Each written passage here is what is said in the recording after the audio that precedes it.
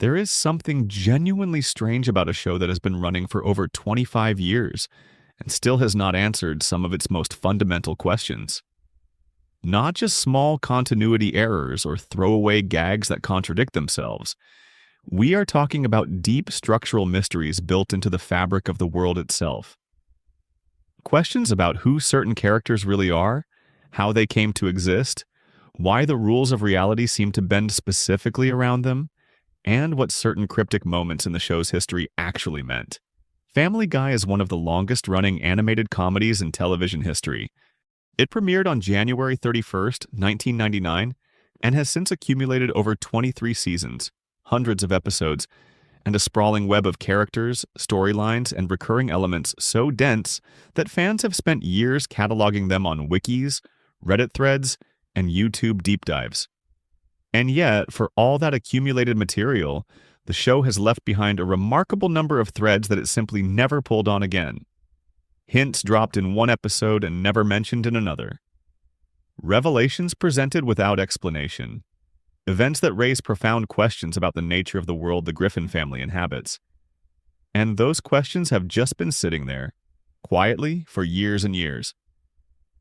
This is a relaxed journey through those mysteries. You do not need to have every episode memorized to follow along. What you need is a comfortable position, maybe something warm to drink, and a willingness to let your mind wander through a world that is simultaneously absurd and, in its own way, surprisingly intricate. We are going to go slowly. We are going to look at everything carefully. Some of these mysteries have partial explanations. Some have fan theories that make a strange kind of sense. And some have no satisfying answer at all.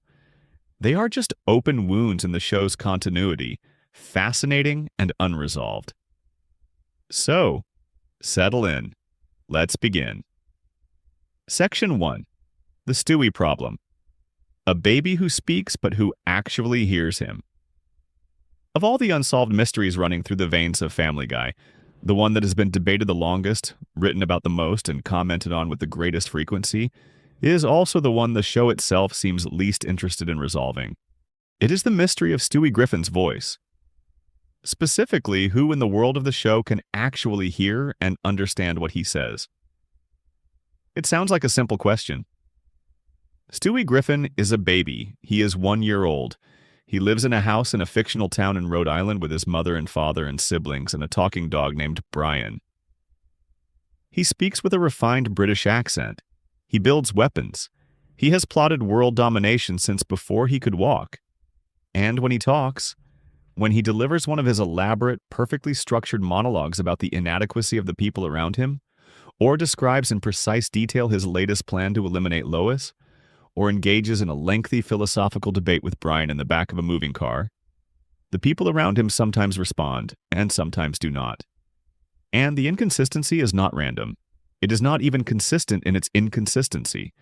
It changes from episode to episode, from scene to scene, and sometimes within the same scene. This is not a small detail. It fundamentally changes what you are watching. If Lois can hear Stewie say he wants to kill her, and she just dismisses it, that is a very different kind of horror comedy than a scenario where Lois genuinely cannot hear the murderous intent in her infant son's words and continues to think he is making perfectly normal baby noises. Both interpretations have existed on the show simultaneously, sometimes in adjacent scenes, and the show has never fully committed to either one. To understand how deep this rabbit hole goes, you have to start at the beginning. When Family Guy first aired in 1999, the creative team had a somewhat clear vision for how Stewie's speech worked. In the earliest episodes, the implication, supported by the way scenes were shot and how other characters behaved, was that most people could not understand Stewie. The adults around him heard baby sounds. Brian was the exception. Brian uniquely could have full conversations with Stewie, understood his every word, and responded accordingly. This made Brian and Stewie's relationship feel special and slightly eerie. There was something almost supernatural about it. This dog and this baby operating on a frequency that no one else could access, sharing plans and opinions and observations while the rest of the household blundered around them in blissful ignorance. The comedy of the early seasons came largely from this setup. Stewie would say something genuinely alarming, describing his latest blueprint for a death ray or announcing that Lois would not survive the week. And the camera would hold on Lois smiling down at him warmly, completely unaware, before cutting away. The dramatic irony was delicious.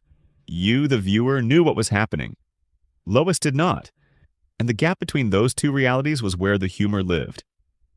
But then the show started bending its own rules. Small deviations at first. A scene where Chris seemed to respond to something Stewie said when the original rules would have made that impossible. A moment where Lois flinched at a comment that, in a strict interpretation of the original framework, she should not have been able to hear his coherent speech. These were brief and easy to overlook, little cracks in a wall that would later become gaping holes. By the time the show reached its 4th and 5th seasons, the rules had softened considerably. Different characters were shown understanding Stewie in contexts that had not been established before. Quagmire, in one episode, seemed to pick up on something Stewie said directly. Joe Swanson had a brief exchange with him that implied comprehension. Random strangers on the street occasionally responded to him in ways that only made sense if they could hear him clearly. The show was not building toward any kind of explanation for this. It was simply doing what worked best for the joke in a given moment, and if that meant Lois heard Stewie one week and could not the next, so be it. Seth MacFarlane addressed this publicly at various points over the years. His explanation was deceptively simple. Everyone can understand Stewie, but because he is a baby, the adults around him tend to dismiss or ignore what he says. They hear him. They just do not process it as meaningful speech the way you would if an adult said the same thing. It is the kind of selective attention that parents develop. A child can be saying something alarming and a parent will nod and smile without really internalizing the content, because they are operating on the assumption that what a small child says does not carry the weight it would coming from an adult. This is actually a psychologically plausible explanation. There is a real phenomenon in child development where adults unconsciously filter out children's speech unless it reaches a certain threshold of urgency or familiarity. You might hear your toddler say something and process it as background noise unless the tone suggests danger or distress. In Stewie's case, the tone is almost never distress. It is cold, calm, articulate, British accented evil, which might actually make it easier to ignore. It does not trigger the alarm bells that a crying or frightened child would. But here is where the explanation starts to buckle under scrutiny. The show does not apply this rule consistently. There are numerous scenes where Lois clearly cannot hear Stewie at all, not in the sense that she is dismissing him, but in the sense that she is looking right at him and reacting to his physical behavior rather than his words. There are other scenes where she responds to his words directly, engaging with the content of what he said, which means she definitely heard and processed it.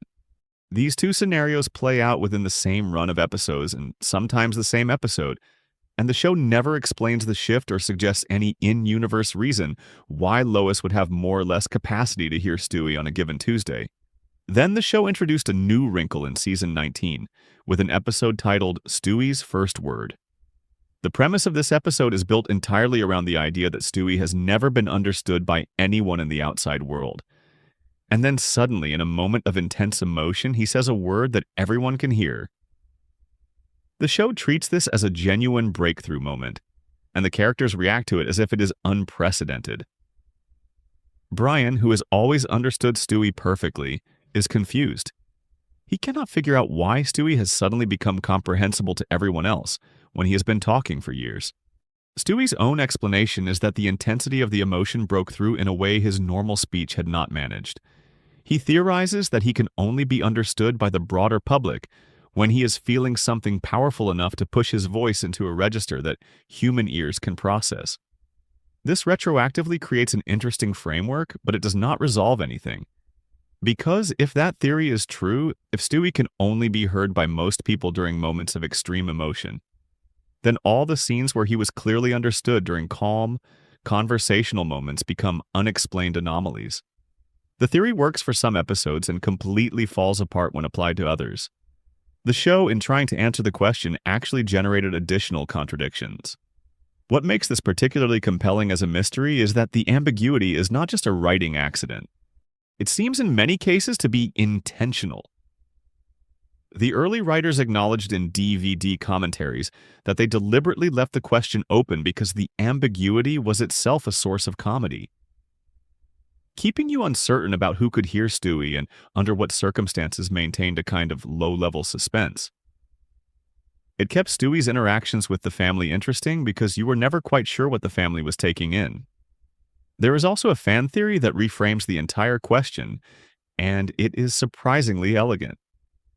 The theory proposes that Family Guy is told from Stewie's perspective, that the show as a whole is essentially Stewie's version of events, and that the inconsistency in who can hear him reflects the limitations of a baby narrator trying to reconstruct conversations and situations that he only partially understood. In this reading, the moments where adults seem to ignore Stewie are not failures of consistency, but accurate representations of Stewie's experience of being dismissed. The moments where adults respond to him are moments where Stewie correctly interpreted an adult's reaction to something he did or said. The show is filtering its reality through the perceptions of a one-year-old genius, and the cracks in the logic are the cracks in that baby's understanding of the world around him. It is a beautiful theory. It is not supported by any in-universe evidence, and McFarlane has never confirmed it, but it has the rare quality of making the show feel more coherent when applied to it rather than less. And it raises a wonderfully disorienting question. If Stewie is the narrator, what does that mean for everything else we see? How much of the Griffin family's behavior is accurate, and how much is a baby's projection of meaning onto people who do not quite behave the way the baby imagines? There is also the matter of Chris. Chris Griffin, the teenage son, has at various points both understood and not understood Stewie, and the show seems to assign him either capability based on whatever the scene needs. In the very early seasons, Chris could not understand Stewie at all. Later, they had full conversations. The show even gave this a brief in-universe acknowledgement at one point, with a joke about how inconsistent the rules had become. But that acknowledgement was itself a joke, not an explanation. The show was winking at the problem rather than solving it. And then there is the matter of strangers. In episodes where Stewie interacts with people outside the family, like doctors, teachers, strangers on the street, the show has shown both possibilities. Sometimes strangers hear him perfectly and engage with what he says. Sometimes they treat him exactly like a baby who is making incomprehensible noises. There is a particularly striking scene where Stewie is in a public setting talking to an adult about something elaborate and nuanced, and the adult responds in kind, which should establish once and for all that Stewie can be heard. But 2 episodes later, a different adult stands right next to Stewie while he delivers a detailed monologue and responds only to the physical gesture Stewie makes at the end.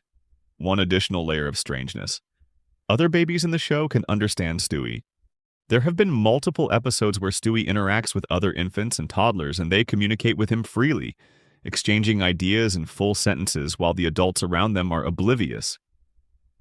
This suggests that Stewie's speech operates on a frequency that is somehow accessible to other very young children, but blocked or filtered or ignored by most adults. Which would be consistent with certain romantic and pseudoscientific ideas about children being able to perceive things that adults cannot, but which the show has never developed into any actual mythology. Perhaps the most honest answer to the question of who can hear Stewie is this: the show does not know, and the show does not care. The ambiguity has been there since the beginning, and it will probably remain there for as long as the show runs. What matters is not the answer, but the question. And the question, quietly hovering over every scene Stewie is in, never quite goes away. Before we move on, drop a comment and let me know where you're watching from and what time it is there. I love seeing people from all over the world tuned in, and if you haven't subscribed yet, hit that button. It takes 1 second, and it means a lot.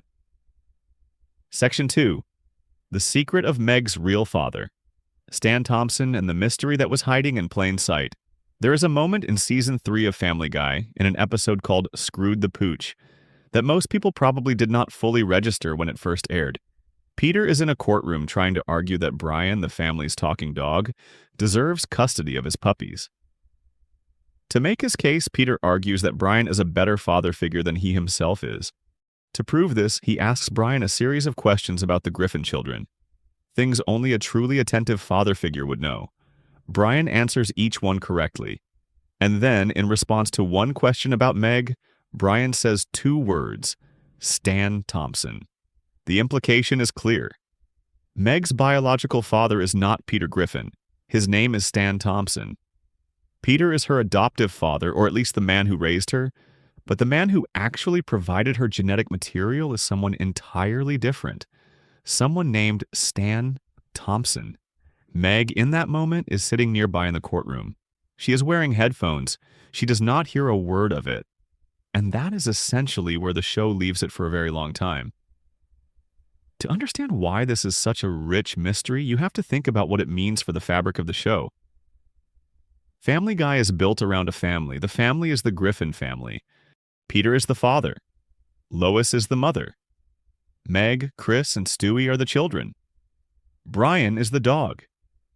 This is the central unit of the show's entire identity. The revelation that Peter is not Meg's biological father is not a small throwaway gag.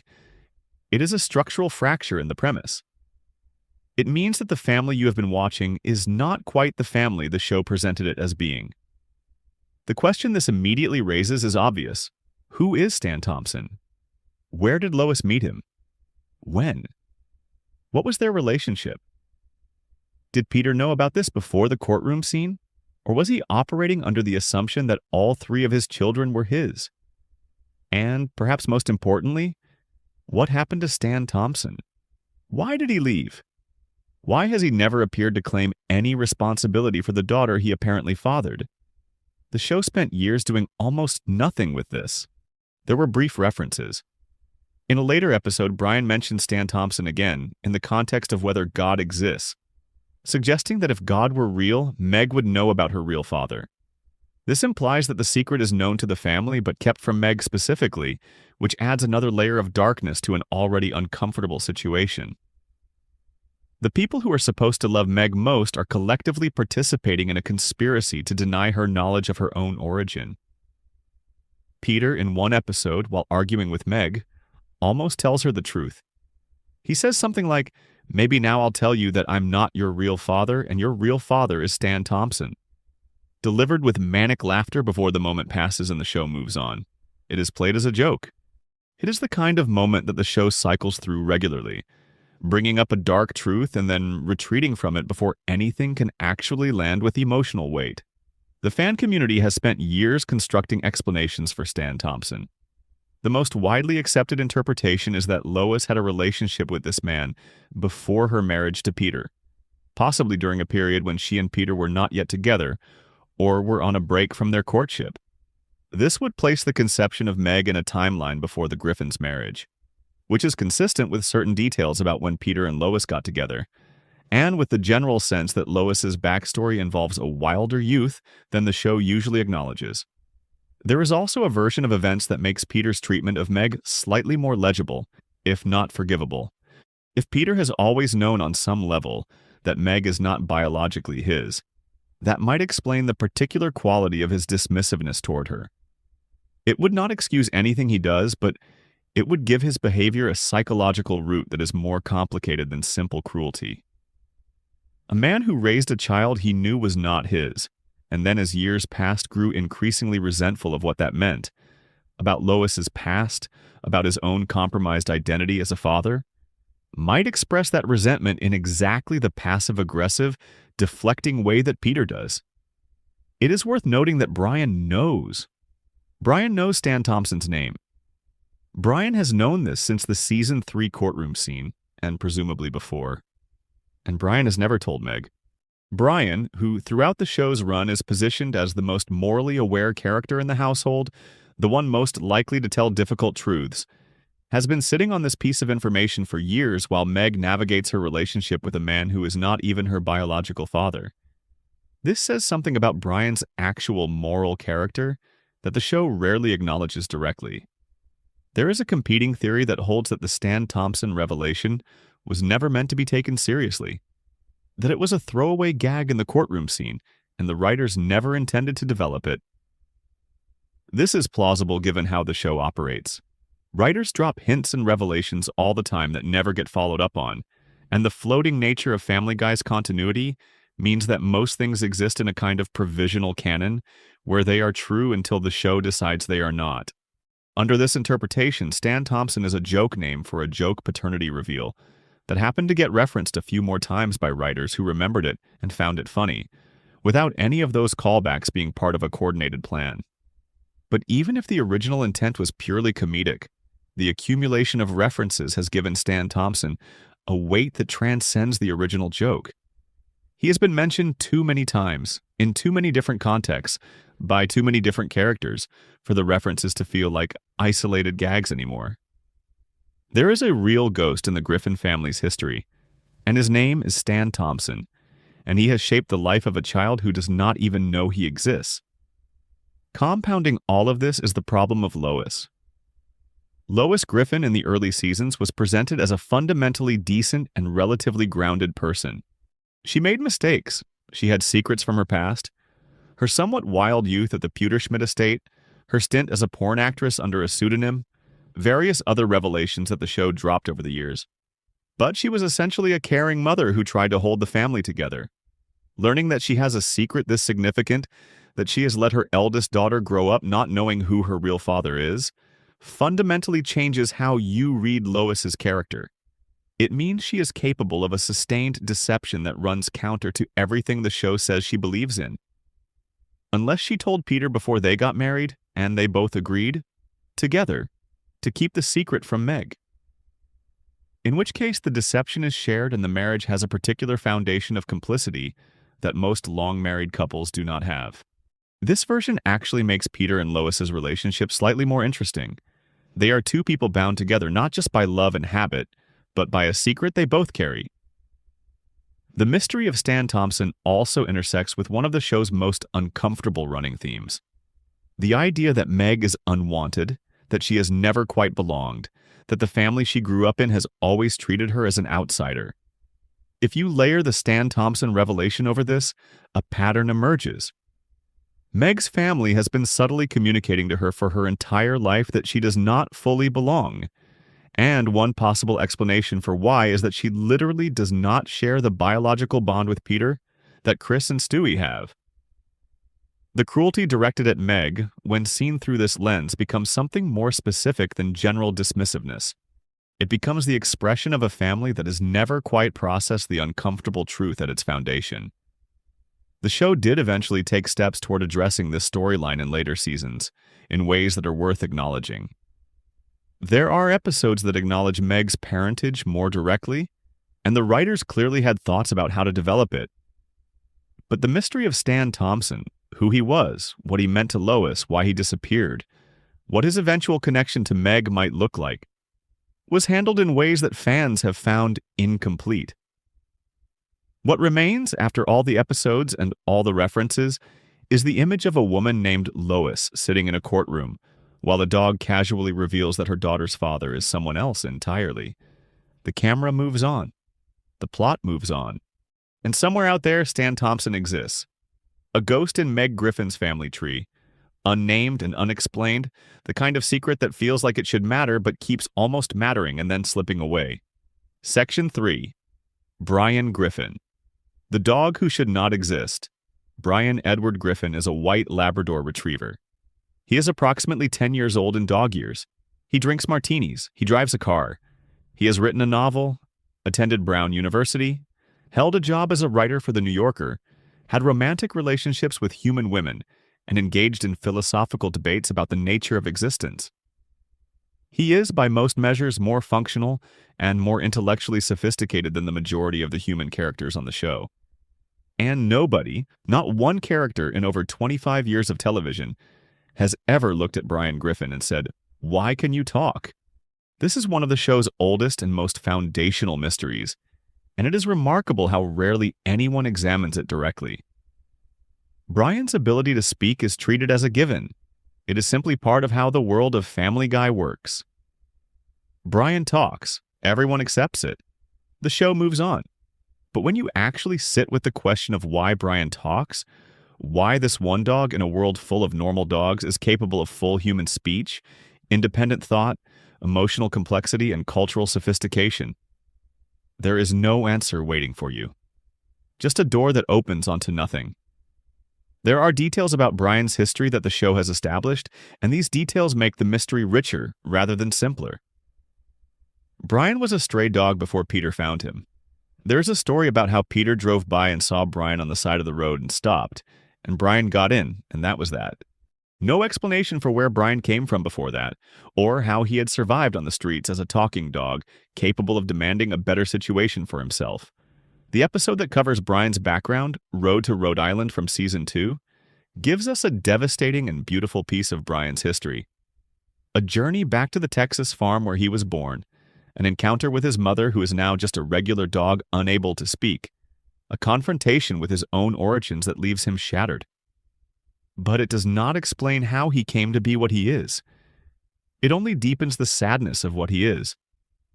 The fact that Brian's mother cannot talk is genuinely significant. If Brian's ability to speak were genetic, or if it were something inherent to certain dogs in the world of the show, then his mother should be able to speak too. She is a dog. She is his mother. If the trait were hereditary, she would have it. The fact that she does not, and that the contrast is presented as tragic rather than explained, implies that Brian's ability is either a mutation or an intervention. Something happened to make Brian different from every other dog. Something made him capable of thought and speech in a way that his own mother never was and never will be. One popular fan theory suggests that Brian was the result of a government experiment, specifically a CIA genetic experiment that produced a dog with human-level intelligence and speech capability. This theory draws on connections between Family Guy and the spin-off show American Dad, in which the CIA is a primary setting, and genetic experimentation is a recurring theme. The CIA in American Dad's universe routinely creates impossible things. The most obvious example being Roger the Alien, a being of extraordinary capabilities who lives in the Smith family's attic. If the same shadowy government apparatus that manufactured an alien informant could also have produced a talking dog, then Brian's existence becomes less mysterious and more institutional. The theory has the advantage of explaining several things at once. It explains why Brian talks when no other dogs do. It explains why he was found as a stray. Perhaps he escaped from or was released by whatever program created him. It explains the peculiar combination of human and canine traits that Brian exhibits throughout the show. He is intellectually human in most ways, but exhibits real dog behaviors in moments of instinct. He barks at vacuum cleaners. He chases squirrels in moments of weakness. He is attracted to female dogs in ways he finds embarrassing. He can be distracted by a tennis ball thrown at just the right moment. He is a chimera. Half of one thing, half of another. And the seam between those two halves is where the experiment would show. What makes this theory particularly poignant is what it implies about Brian's psychology. A dog who was engineered to think and feel like a human, born into a body that ages like a dog, surrounded by a world that will outlive him by decades. Brian's existential anxiety, his alcoholism, his failed creative ambitions, his difficulty forming lasting relationships, reads very differently if you imagine it as the interior life of a creature who was made to want things he was not designed to have. Made to dream about writing a great novel, made to fall in love, made to want recognition and respect, and then placed in a body that will be gone within a few more years regardless of what he achieves. There is also the fact that Brian was not always the only talking dog in the Griffin family. The show has established that the Griffins had another talking dog before Brian, named Todd, who was put down at the age of 15 due to illness. Todd is a fascinating detail. It means that Brian's talking ability is not entirely without precedent in the Griffin household. Peter and Lois had already experienced a talking dog. They had already normalized the concept. When Brian came along, it was not the shocking rupture it might have been for a family that had never encountered this before. It was a continuation of a pattern. But Todd raises more questions than he answers. Were Todd and Brian both products of the same genetic program? Is there a broader population of talking dogs scattered through the world of Family Guy, with the Griffins being uniquely positioned to keep attracting them? Or was Todd also a stray, also an anomaly, also a creature without clear origin? The show has never gone back to Todd in any meaningful way. He is a footnote, a small piece of world building, dropped into the show and left there. The question of Brian's aging also deserves attention. Dogs age faster than humans. A 10-year-old Labrador Retriever is, in biological terms, somewhere in the range of a human in their late 60s or early 70s. Brian behaves like a man in his 30s or early 40s. He has the kind of middle-aged melancholy that comes from ambitions that have not quite been realized, relationships that have not quite stuck, a sense that time is passing but the life he imagined for himself has not materialized. But his actual biological clock is running on canine time. Peter has teased him about this in various episodes. The specter of Brian's mortality hangs over his storylines in a way that adds genuine weight to his character, even when the show is not explicitly addressing it.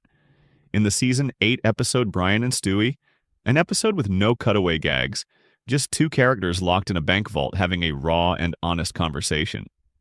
Brian reveals that he keeps a gun in a safety deposit box because he has thought about ending his own life. He does not frame it as an immediate intention. He frames it as a comfort, something he keeps available as a kind of existential escape hatch, an option he has never quite needed to use but cannot bring himself to get rid of. It is one of the darkest and most honest things the show has ever done, and it lands with real force because of everything we know about Brian. A creature who was made to want things, who is running out of time to get them, who cannot fully explain what he is or where he came from, or why he is the only one of his kind. And the question of why Brian can talk remains unanswered, sitting at the center of his character like a locked room that the show has decided collectively never to open. Section 4. The Expired Coupon War. Ernie the Giant Chicken and the Mystery of the Unkillable Enemy. If you have seen Family Guy at any point in its run, you have almost certainly encountered the giant chicken fight. You know the one. Peter is going about his life, walking somewhere, talking to someone, doing absolutely nothing of note. And then Ernie appears. Ernie the Giant Chicken. They lock eyes. Something shifts. And then the next several minutes of the show are consumed by an absolutely catastrophic, city-destroying, casually murderous brawl between a middle-aged overweight man and an anthropomorphic chicken that seems to be incapable of dying. These fights are some of the most iconic sequences in Family Guy's entire history. They are elaborate, beautifully animated, completely absurd, and completely unexplained in any satisfying way. They continue with absolute regularity regardless of how many times Peter appears to have killed Ernie. Ernie is crushed, stabbed, thrown from buildings, apparently drowned, apparently decapitated, apparently blown up, and then, in the episode's final moments, while Peter limps away battered and bleeding, the camera returns to Ernie's supposedly lifeless body. An eye opens. He is alive. And the cycle begins again. The surface-level explanation for the feud is one of Family Guy's most celebrated pieces of absurdist comedy. As revealed in a Season 2 episode called Da Boom, the entire conflict began because Ernie gave Peter an expired coupon. That is it.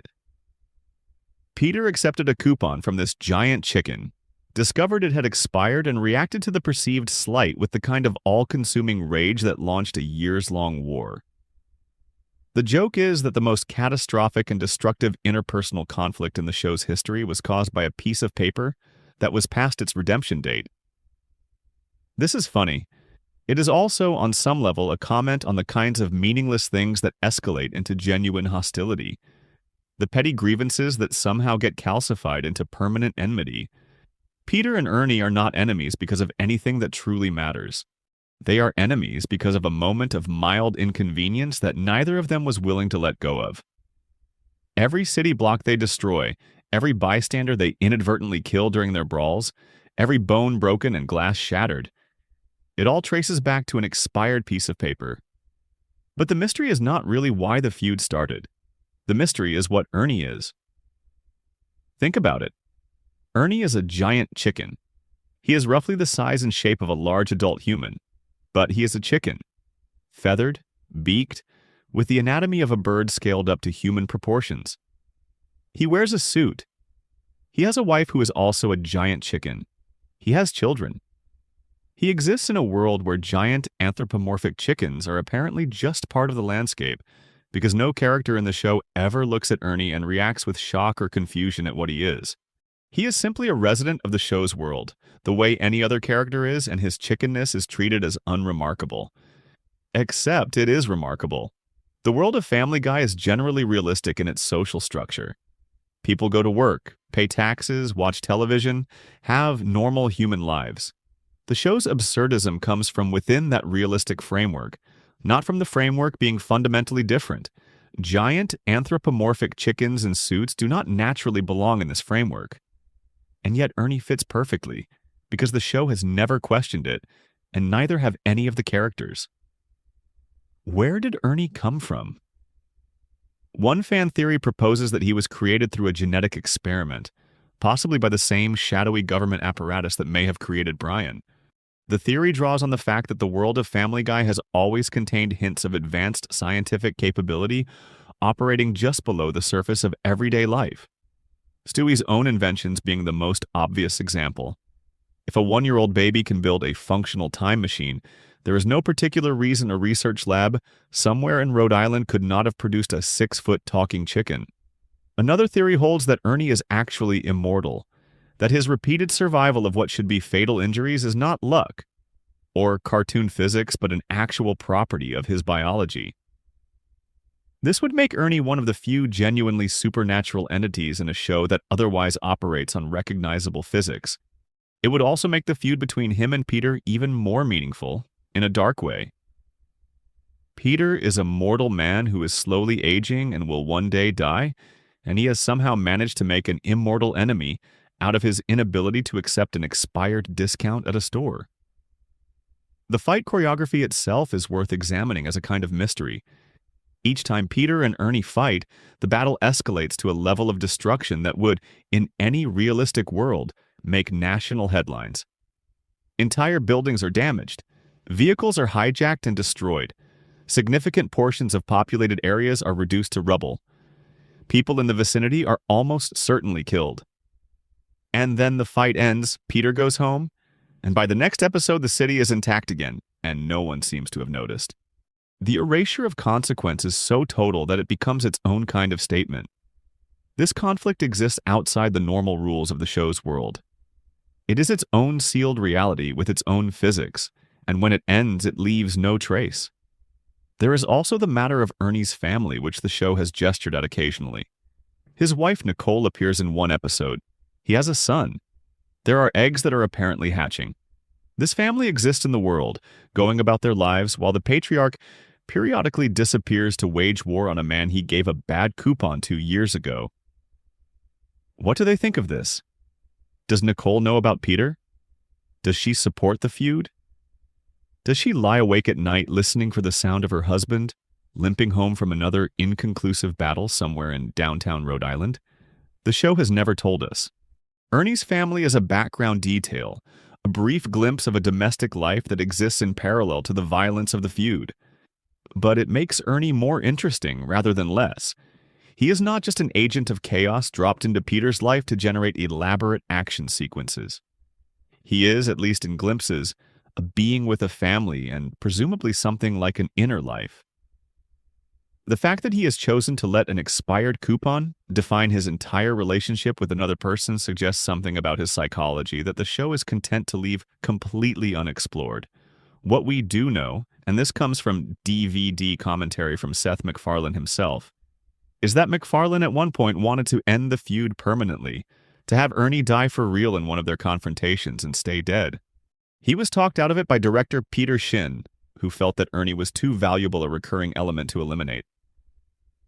The chicken survived because someone in the production process argued for his survival, which means Ernie's immortality, at least from a creative standpoint, is not a narrative choice but a practical one. The show needs him too much to let him stay dead. This is its own kind of mystery.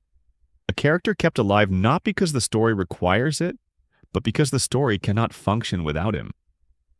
An enemy who has survived every attempt on his life not through any inherent power, but through the collective decision of the people making the show that the world they have built needs him in it. There is something almost mythological about that. Ernie the giant chicken, unkillable not through magic or science, but through sheer usefulness. Section 5. Death himself lives in Rhode Island. The immortality problem and the rules nobody follows. There is an episode in Family Guy's second season, titled Death is a Bitch, in which Peter is visited by the actual personification of death. Not a metaphor, not a dream sequence. The literal Grim Reaper, black robe and all, shows up at the Griffin house because Peter should have died. The circumstances are typically absurd. Peter had written on a medical form that he was legally dead, apparently to avoid paying a hospital bill. And the paperwork went through and death came to collect. The episode is funny in the way early Family Guy was often funny, finding the absurd premise and then committing to its internal logic. Death spills his ankle and can't work. While he recovers in the Griffin living room, no one can die. People are getting hurt everywhere and surviving. Old people who should have passed on are lingering. Accidents that should have been fatal are merely inconvenient. The world is quietly falling apart because the mechanism of mortality is sitting on Peter's couch in a Providence College sweatsuit eating chips. It is a great premise, and the episode handles it well. But it introduces a set of rules about how death works in the world of Family Guy. And then the show proceeds to ignore those rules almost immediately. Here is the central problem.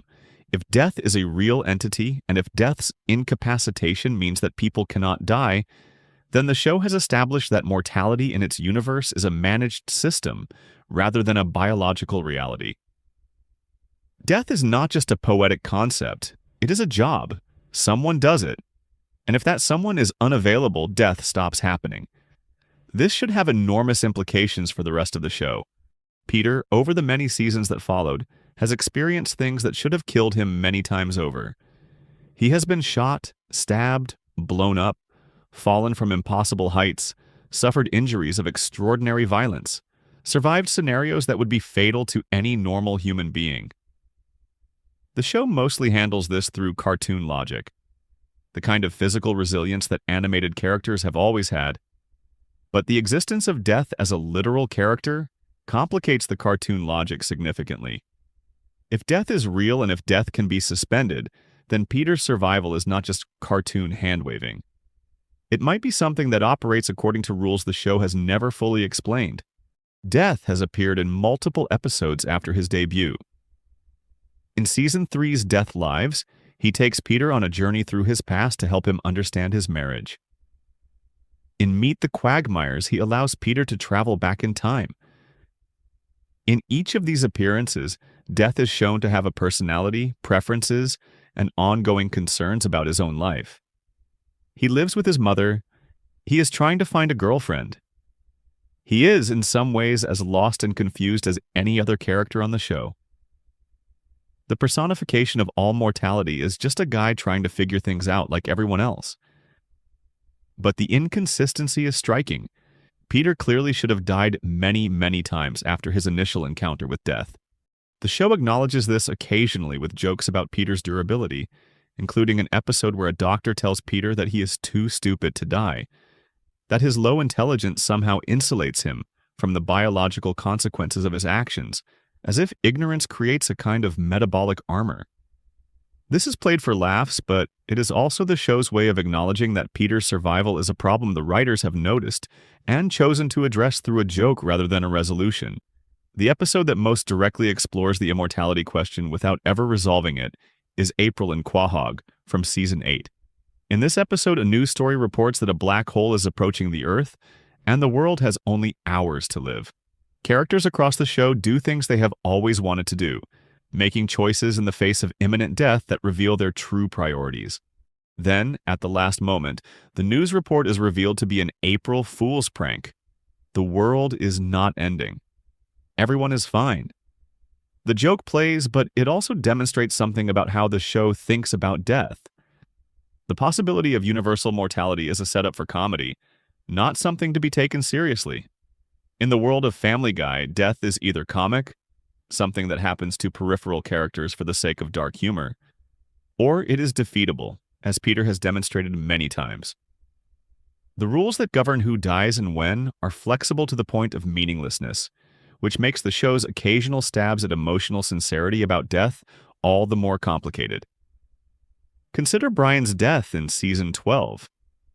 In an episode called Life of Brian, Brian is hit by a car and dies. He actually dies. The family mourns. Stewie is devastated in a way that the show handles with unusual tenderness. A new dog named Vinny comes to live with the Griffins. The death is framed as permanent, and the grief is played straight. 2 episodes later, Stewie uses a time travel device to go back and prevent the accident. Brian lives. The grief evaporates. The question this raises in the context of a show that has death as a recurring character is a fascinating one. Where was death during those 2 episodes? Brian died. Brian was presumably collected and processed through whatever mechanism handles souls in this universe. Death presumably came and went. And then Stewie reversed it. The show has established that time travel in its universe can change historical events. But the show has also established that death is a managed system, a conscious entity making decisions about who gets collected and when. If Stewie's time travel saved Brian, did death know this was coming? Was death aware that the outcome would be reversed? Is there a version of the afterlife in Family Guy's universe where Brian briefly existed before being yanked back into life by a baby with a time machine? These questions have no answers. The show is not interested in building a theology of death. What it is interested in is the emotional moment, the grief of Brian's death, the triumph of his return, the warmth of the reunion. And the machinery behind those moments is left deliberately opaque. There is also the recurring question of what happens to people who die and then come back. The show has multiple characters who have technically died and returned. Peter in various near-death experiences, Brian in the time travel reversal, various other characters who were killed in one episode and then appeared alive in later ones without explanation. The show operates in what academics of television theory sometimes call a rubber band continuity. Things can be stretched far from their original position, but they always snap back to roughly the same place. This rubber band quality means that death in Family Guy is never quite permanent for anyone who matters to the main story. The universe cannot afford to lose Peter or Brian or any of the core characters because the show depends on them. Death, for all his presence as a character, has no real power over the people the show actually cares about. He is a bureaucrat in a universe where the important paperwork always gets lost. Section 6. Stewie created the universe. The Big Bang Theory episode and what it means for everything. There is an episode in Family Guy's 9th season that does something so ambitious, so cosmically strange, that it deserves to be discussed in the same breath as the most genuinely mind-bending things animated television has ever done. It is called The Big Bang Theory, no relation to the CBS sitcom. And it reveals, in a way the show has never fully walked back, that Stewie Griffin is the creator of the universe. Not a creator. The creator, the one responsible for the Big Bang, the temporal causality loop at the center of all existence. To explain how this happened, you have to start with a fight. Stewie and Brian are arguing, and Stewie decides to use his time machine to go back and embarrass Brian by changing past events. Brian discovers what Stewie is doing, and they get into a physical struggle over control of the machine. During the struggle, they press the wrong buttons. The time machine malfunctions, and instead of traveling to a specific point in time, Stewie and Brian are ejected from the space-time continuum entirely. Deposited in a void outside the boundaries of the universe, where the laws of physics do not apply, and where Stewie's return pad, the device that normally brings them back to the present, cannot function. To get out, Stewie makes a desperate calculation. He decides to overload the return pad to cause it to explode, betting that the explosion will generate enough energy to blast them back into the space-time continuum and return them to the present. Brian is skeptical. Stewie cannot be certain, but they do it. The return pad explodes, they make it back. And then, doing the math afterward, Stewie makes a staggering realization. The energy signature of the explosion, the specific radiation it produced, matches exactly the background radiation that scientists use as evidence for the Big Bang. The explosion that got Stewie and Brian home was not just an explosion. It was the Big Bang. Stewie Griffin, in overloading his return pad in a desperate attempt to escape a void outside space and time, created the universe. This is already extraordinary. But the episode goes further. It is then revealed that Stewie's nemesis, his half-brother Bertram, who shares Peter Griffin's DNA and has been a villain in earlier episodes, has stolen the time machine and traveled back to the Italian Renaissance. Bertram's plan is simple and catastrophic.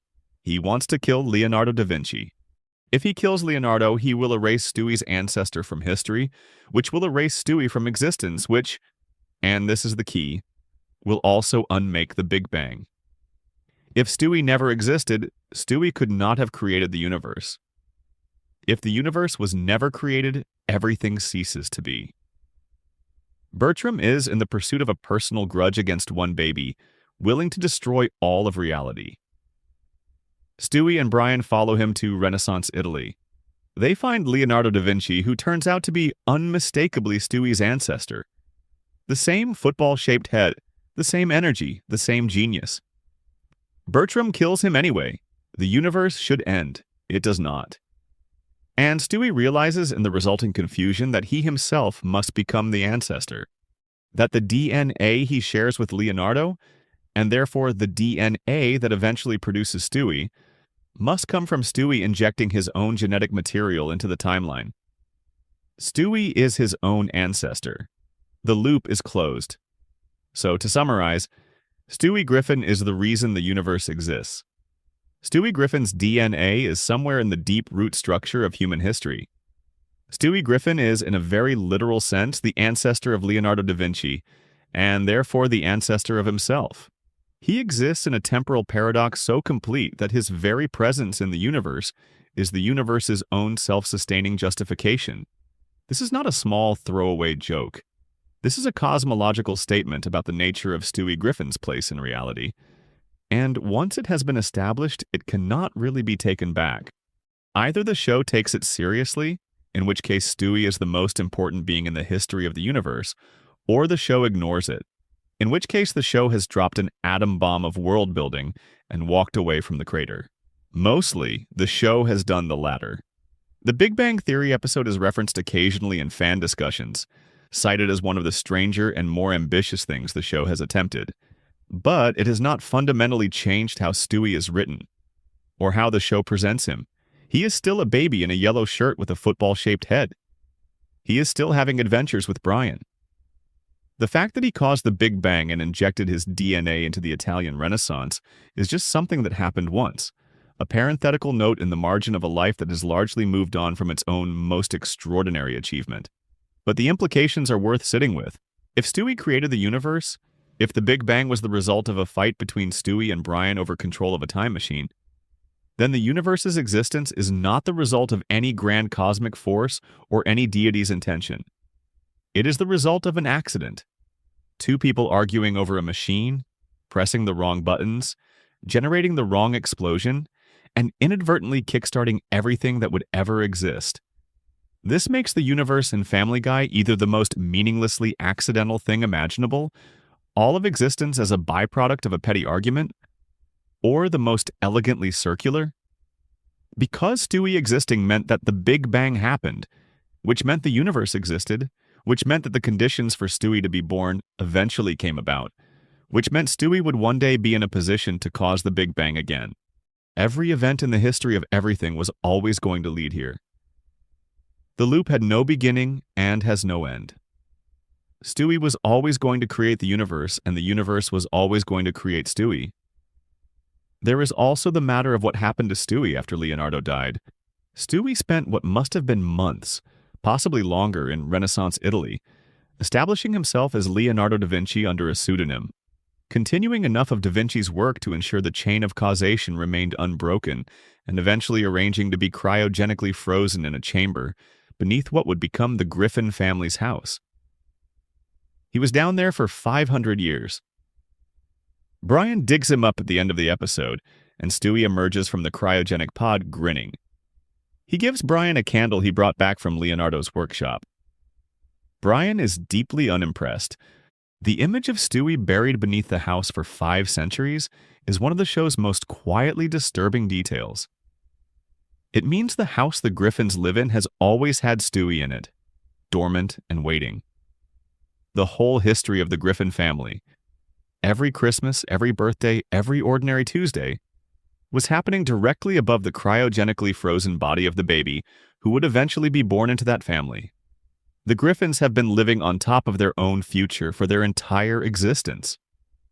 The episode answers one question: how the universe came to be, and creates a dozen more in its place. Did Stewie's time in the Renaissance change history in other ways? Did his period as Leonardo da Vinci leave any traces beyond the ones the show depicts? Is there anything in the historical record, any peculiarity in da Vinci's work or writings, that could be explained by the fact that a 20th century baby was posing as him for an indeterminate period? The show does not care, but the question is there, sitting at the bottom of a hole 500 years deep. Section 7, and then there were fewer. The murder mystery with a sniper. No one asked about the Season 9 premiere of Family Guy, which aired in September of 2010, is one of the most ambitious single episodes the show has ever produced. It is a feature-length murder mystery called And Then There Were Fewer, structured explicitly as a tribute to Agatha Christie's And Then There Were None. It is beautifully animated, darker in tone than most Family Guy episodes, and it kills off several recurring characters permanently. A genuinely unusual decision for a show that typically resets to 0 at the end of every episode. The setup is this. The Griffin family, along with Quagmire, Joe, and assorted other residents of the town, receive mysterious invitations to a dinner party at a mansion on a private island. The host turns out to be James Woods, a recurring antagonist of Peter's, a real actor the show has spent multiple episodes making fun of, who announces that he has become a born-again Christian and wants to make amends to everyone he has wronged. Before any amends can be made, however, guests start turning up dead. The episode handles the mystery format surprisingly well. Suspicion falls on various characters as the body count rises. The show gives each potential suspect a plausible motive. The tension escalates in genuinely effective ways, and the eventual revelation that Diane Simmons, the news anchor who has been a background character for most of the show's run, is the killer, is well earned. Her motive is laid out clearly. She turned 40, lost her anchor position to a younger woman, was dumped by James Woods, and decided to murder him and frame her co-anchor Tom Tucker for the crime. The plan went sideways when multiple witnesses needed to be silenced, and the body count grew beyond her original intentions. Lois figures it out. Diane holds Lois at gunpoint at the edge of the island's cliffs. Diane is about to shoot Lois, and then, from somewhere above them, from a window in the mansion, an unseen sniper fires a single shot that hits Diane in the back. She falls. She tumbles off the cliff into the water below. She is dead. The episode then, almost immediately, reveals that the sniper was Stewie. He is shown with a sniper rifle, satisfied with himself, and the mystery of who saved Lois is answered without the show ever really acknowledging that it was a mystery. The reveal happens quickly, is played as a joke, Stewie being characteristically efficient and lethal, and the episode moves to its conclusion. But here is what the show glides past. No one else knows it was Stewie. Lois did not see the sniper. None of the other survivors know what happened. From the perspective of every human character present, Diane Simmons was saved from shooting Lois by an unknown sniper whose identity was never established. This is a fascinating gap in the episode's otherwise tight narrative. The show chose to reveal the sniper's identity to the audience, to make it a joke about Stewie's willingness to kill, but never had the characters investigate it or discuss it. A murder was committed. Diane Simmons, regardless of what she did, was shot and killed by a sniper. In a police investigation, this would matter enormously. Someone with a sniper rifle was stationed at that mansion. That person fired a killing shot. The fact that Diane was herself a multiple murderer does not retroactively justify the killing legally. Stewie committed a homicide, even if it was in defense of Lois, and the question of who did it was left permanently open from the perspective of the show's characters. Joe Swanson is a police officer. He was at the mansion. He would presumably be involved in any subsequent investigation. Did he ever look into the sniper? Did the discovery of a sniper's position ever become part of the crime scene investigation? Was there ever an attempt to establish how Diane died and whether the killing was legally defensible? The show has never addressed any of this. The episode ended, the dead stayed dead, and the detail of the anonymous sniper was quietly retired. What makes this particularly interesting is the question of what Stewie was doing at the mansion with a sniper rifle in the first place. The episode establishes that Stewie was invited to the dinner party along with the rest of the family. He was theoretically present as a guest, but at some point during the evening, he set up a sniper position in an upstairs window, which means he either brought the rifle with him or found one in the mansion. He was in a position to monitor the cliffside confrontation between Lois and Diane. He chose to intervene. He made a clean shot. There is a version of events in which Stewie has been operating as a guardian of Lois throughout the entire episode. Watching, calculating, waiting.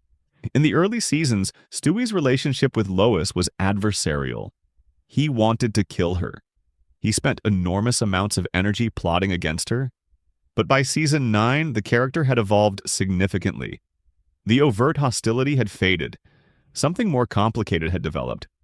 A relationship that still had friction and dark comedy, but that had an underlying attachment the show occasionally acknowledged.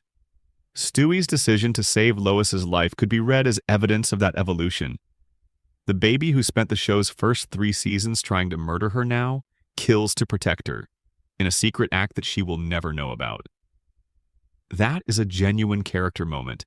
It is also never discussed, never developed, never revisited. The shot Stewie fired in that episode hangs in the air of the show's history like a note that was played perfectly and then never followed up on. The deaths in this episode, Muriel Goldman, Derek Wilcox, Diane Simmons, were confirmed canonical by MacFarlane. These characters did not come back. The show was making a statement about permanence, about the idea that consequences could be real and lasting.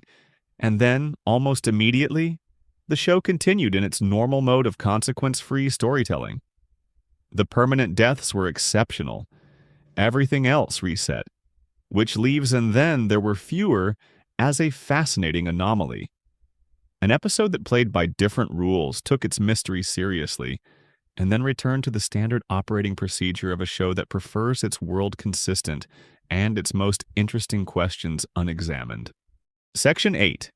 Peter Griffin's Impossible Timeline. The man who has been every age at once. Peter Griffin is 42 years old. Peter Griffin is also 43. He is 44. He is 45. He is somewhere in his 50s. He is 18 in a flashback set in 1984. He was in the Second World War, a conflict that ended in 1945. He has memories of growing up in the 1950s and 60s and 70s and 80s. He has a wife who is approximately the same age as him, and children whose ages are fixed at roughly 16, 14, and 1. And none of these ages change despite the fact that the show has been running for over 25 years. Peter Griffin's timeline is impossible. Not loosely inconsistent, not occasionally contradictory, genuinely foundationally impossible if you try to map it onto any coherent chronology. He exists in what scholars of television call a floating timeline, meaning that the show's present day moves forward in real time while the characters' ages and histories remain static, or only change in small, carefully managed increments that do not add up to anything logical. This is common in long-running animated shows. The Simpsons pioneered the approach, and Family Guy followed. Characters do not age in ways that would require the show to eventually retire them, or fundamentally change their circumstances. Bart Simpson is still 10. Stewie Griffin is still 1. Meg is still in high school. Chris is still a teenager. And Peter is still vaguely in his early to mid-40s, despite the fact that if you calculated his age forward from the 1999 premiere and added 25 years, he would now be a man in his late 60s. But what makes Family Guy's version of this particularly strange is that the show has never settled on what it wants Peter's backstory to actually be. Different episodes establish Peter's personal history in ways that directly contradict each other, and the show has made jokes about these contradictions without ever resolving them. Here's one example that illustrates the scale of the problem. There are episodes that establish Peter growing up in the 1950s, having experiences that could only have occurred during that decade. Specific cultural references, specific events, a specific social landscape. There are other episodes where Peter is shown as a young man in the 1980s, also perfectly consistent with a man who would be in his early 40s in 1999. Both of these timelines cannot be true simultaneously. If Peter grew up in the 50s, he was born in the late 1940s or early 1950s, which would make him in his late 40s or early 50s when the show began. Plausible. But certain explicit statements about his age in specific episodes put his birth year much later, which contradicts the 50s childhood entirely. The show's explanation for this, when it bothers to have one, is essentially that it is a cartoon and reality is flexible. Characters in cutaway gags sometimes appear at ages and in eras that cannot coexist with what we know about them from the main narrative. This is part of the show's format. Cutaways are not bound by continuity. They exist in a comedic parallel space where anything can be true for the sake of the joke. But the contradictions are not limited to cutaways. There are main plot flashbacks that conflict with each other. There are episodes that explicitly state Peter's age in ways that do not align with other episodes that explicitly stated something different. The accumulated canon is a structure built on sand, and the sand has been shifting since Season 2. What is most interesting about this, from a mysterious lore perspective, is not the inconsistency itself. That is just the show being a show, but the way certain specific details keep recurring, despite the inconsistency around them. Peter is reliably portrayed as a man with a specific kind of childhood memory. Working class, Irish American, Catholic, raised in New England, shaped by a particular relationship with his complicated relationship with his stepfather Francis and his biological father Mickey McFinnigan, an Irish man who was never part of his life. These foundational elements have been consistent in ways that other details have not. The story of Peter's biological father is worth lingering on. Francis Griffin, the man Peter grew up believing was his father, was a devoutly religious and often harsh presence in Peter's life. Francis disapproved of Lois. He disapproved of most things Peter did. Their relationship was strained and complicated, and Francis's death in a later season carried genuine emotional weight precisely because their relationship was unresolved. Then, in the episode Peter's Two Dads, Peter discovers that Francis was not his biological father, that his actual genetic father is a man named Mickey McFinnigan, a hard-drinking Irish man living in Ireland who had a brief relationship with Peter's mother and never followed up on the pregnancy. Peter meets Mickey. They bond over drinking and roughhousing. Peter has to process the fact that the father figure who shaped his childhood was not his biological father, and that the man who actually shares his DNA is someone he has never known. This episode is played for both comedy and genuine feeling, and it works. But it also means that Peter's origin, like Meg's, is more complicated than the show's surface presentation suggests. The Griffin family has multiple generations of uncertain paternity baked into its history. Peter does not know who he really came from, and Meg does not know who her father really is. The family name Griffin sits over a genealogy that is tangled and incomplete. Peter's physical resilience also deserves examination in the context of his timeline. The show has revealed that Peter is legally classified as mentally handicapped. This comes from the episode Petarded, where Peter participates in a game of children's Trivial Pursuit, struggles with questions like, say the word what, and what color is a fire truck, and is ultimately diagnosed by a professional. This is played for laughs, but it introduces a genuine question about what it means for Peter to have lived the life he has lived. He has held multiple jobs. He has raised children. He has navigated insurance, taxes, property ownership, relationships, social obligations. How? The answer: The show occasionally gestures toward is that Peter's wife Lois handles the functional elements of their life, and that Peter's low intelligence is simply not an obstacle in a world where his environment seems perpetually arranged to accommodate him. He is kept employed by circumstances that include dumb luck, his boss's tolerance, and occasionally supernatural intervention. He is kept alive by a body that has absorbed impacts which should have killed him many times. He is kept in his marriage by Lois's genuine love for him, which the show periodically reaffirms, even as it also shows Lois at the end of her rope. There are episodes where Peter's age is directly stated by a character, and the numbers given across the show's run create their own impossible timeline. He has been described as 42, 43, 44, and 45 at different points. A future set scene claims he is 58. These numbers are like coordinates on a map, where the land itself keeps shifting. You can place a pin at any of them, and it will be accurate in the context of the episode it comes from, but you cannot connect the pins to each other in any way that makes geographic sense. In a strange way, Peter Griffin's impossible timeline is a kind of reflection of how memory and identity actually work. Nobody's past is perfectly consistent. The stories we tell about ourselves contain contradictions we mostly ignore. We carry multiple versions of our childhood, our relationships, our formative experiences, and we do not usually subject them to rigorous cross-examination. Peter Griffin exists in a show that is, in some sense, doing the same thing at scale, building a past for a character out of whatever was funny or emotionally resonant in a given moment, without worrying about whether it fits with the version from 2 seasons ago. Section 9. The Floating Reality of Family Guy. Canon versus Reset and the World That Keeps Forgetting Itself. One of the most distinctive features of Family Guy as a long-running show is the way it handles its own history.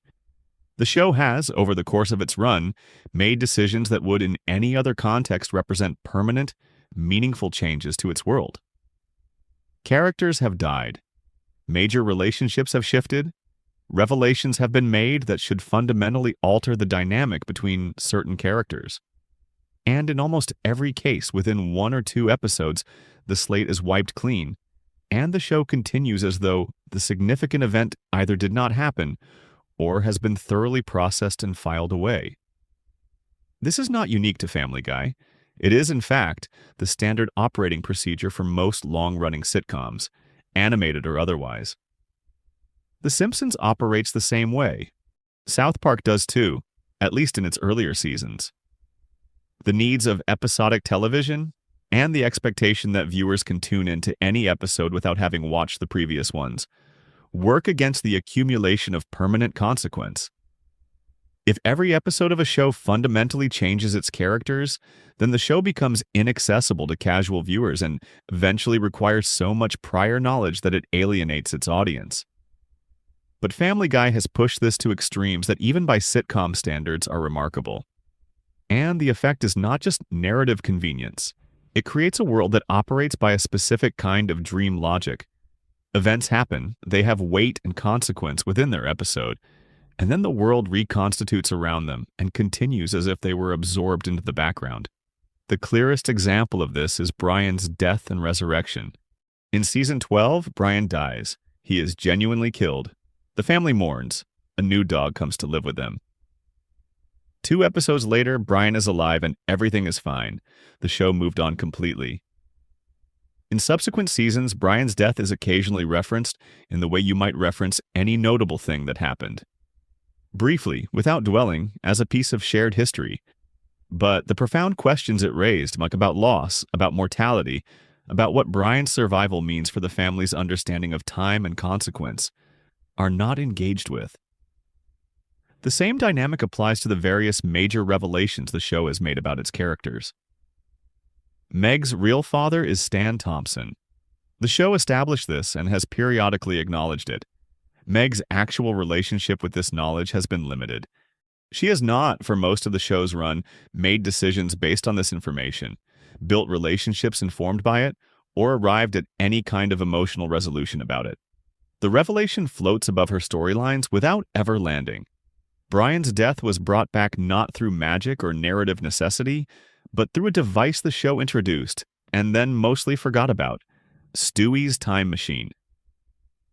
The use of the time machine to undo Brian's death was a creative decision that the show's own creators acknowledged was motivated in part by audience reaction.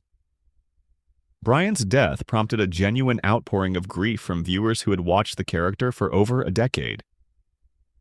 The network's response to that grief informed the decision to reverse the death. The show bent its own world to accommodate the emotional needs of its audience. This is interesting because it means the world of Family Guy is, in a sense, responsive to forces outside itself. It is not a closed system. What happens inside it can be undone by the priorities and preferences of the people making it, which in turn reflect the preferences of the people watching it. The canon is porous. The reset button is real, and it gets pressed whenever the show's creators decide that the consequences of a previous decision are more trouble than they are worth. There is a fan theory that tries to make sense of this within the world of the show itself. The theory proposes that Stewie has been using his time machine more extensively than the show has depicted, that the resets we see between episodes are not just narrative convenience, but actual in-universe time travel. Stewie, aware of his role in creating the universe and therefore in maintaining its stability, periodically rewinds events that threaten to change the world too significantly. He is a hidden custodian of the timeline, and the show's apparent indifference to consequence is actually the visible surface of his constant management. This theory is almost certainly not what the writers intended, but it is a beautiful piece of fan mythology. The idea that the show's most powerful and most underestimated character is quietly holding its world together, running beneath the surface, keeping things from flying apart. The moments when the show does allow consequence to stick are notably moving precisely because of how rare they are. When a character who genuinely matters stays dead, as Diane Simmons did, as Muriel Goldman did, the weight of it is amplified by the knowledge that the show usually does not let things remain broken. When the show allows a moment of real emotional growth to land. Brian and Stewie's conversation in the bank vault, Peter and Meg's reconciliation in certain episodes, the occasional glimpse of a marriage between Peter and Lois that is genuinely loving and not just an arrangement of habits. It lands harder because the surrounding landscape is so often consequence-free. The floating reality of Family Guy is its own mystery. Not a mystery to be solved exactly, but a quality of the world to be understood and accepted. The show exists in a state of perpetual, almost consequence, where things happen and matter and then mostly do not. Where characters know things about each other that they never act on. Where secrets are revealed and then filed. Where the world is capable of enormous events. A baby creating the universe, a man being touched by death and surviving, a long-dead news anchor turning out to have been a serial killer, and then continues on the next Tuesday morning as though none of it fundamentally changed anything. Section 10. The Unsolved Origins. Where did this world come from? The world of Family Guy is set nominally in a fictional Rhode Island town. The town has its own newspaper, its own television station, its own political structure, its own geography. It has a brewery that produces a fictional beer called Pawtucket Patriot Ale. It has a bar called the Drunken Clam that has been the setting of hundreds of conversations between Peter and his friends. It has a high school and a hospital and a church and all the other infrastructure of a small American city. But it also has things that no American city has. It has a talking dog who regularly affects local events. It has a baby genius who has built weapons of mass destruction in his bedroom and hidden them, apparently successfully, from everyone except the family dog and the viewers. It has a giant anthropomorphic chicken who lives a seemingly normal domestic life and periodically wages war on one specific neighbor. It has regular interactions with death, God, the devil, Santa Claus, a leprechaun, a sea captain who seems to have no purpose except to periodically appear and announce the maritime relevance of whatever is happening. It has a man whose body has absorbed injuries that would have killed anyone else. Not once or twice, but hundreds of times. The question of what kind of world accommodates all of this simultaneously, and does so without the characters finding any of it particularly extraordinary, is never addressed directly by the show. The world is simply presented. You accept it, or you do not. The talking dog drinks martinis and the family drinks alongside him, and nobody asks why there is a talking dog. The baby builds a death ray, and nobody asks why there is a death ray. This is how it has always been. But in the spirit of this conversation, of sitting with unanswered questions and turning them over slowly, it is worth asking what the show's world actually is. What are the rules? What determines who gets to be extraordinary in this world and who does not? The most obvious answer is that the show is a comedy, and the rules are whatever serves the comedy. But that answer, while accurate, is not entirely satisfying, because within the show's internal logic there are consistent patterns. The Griffin family in particular seems to exist at the intersection of the ordinary and the extraordinary in a way that other families do not. Peter survives things no one else survives.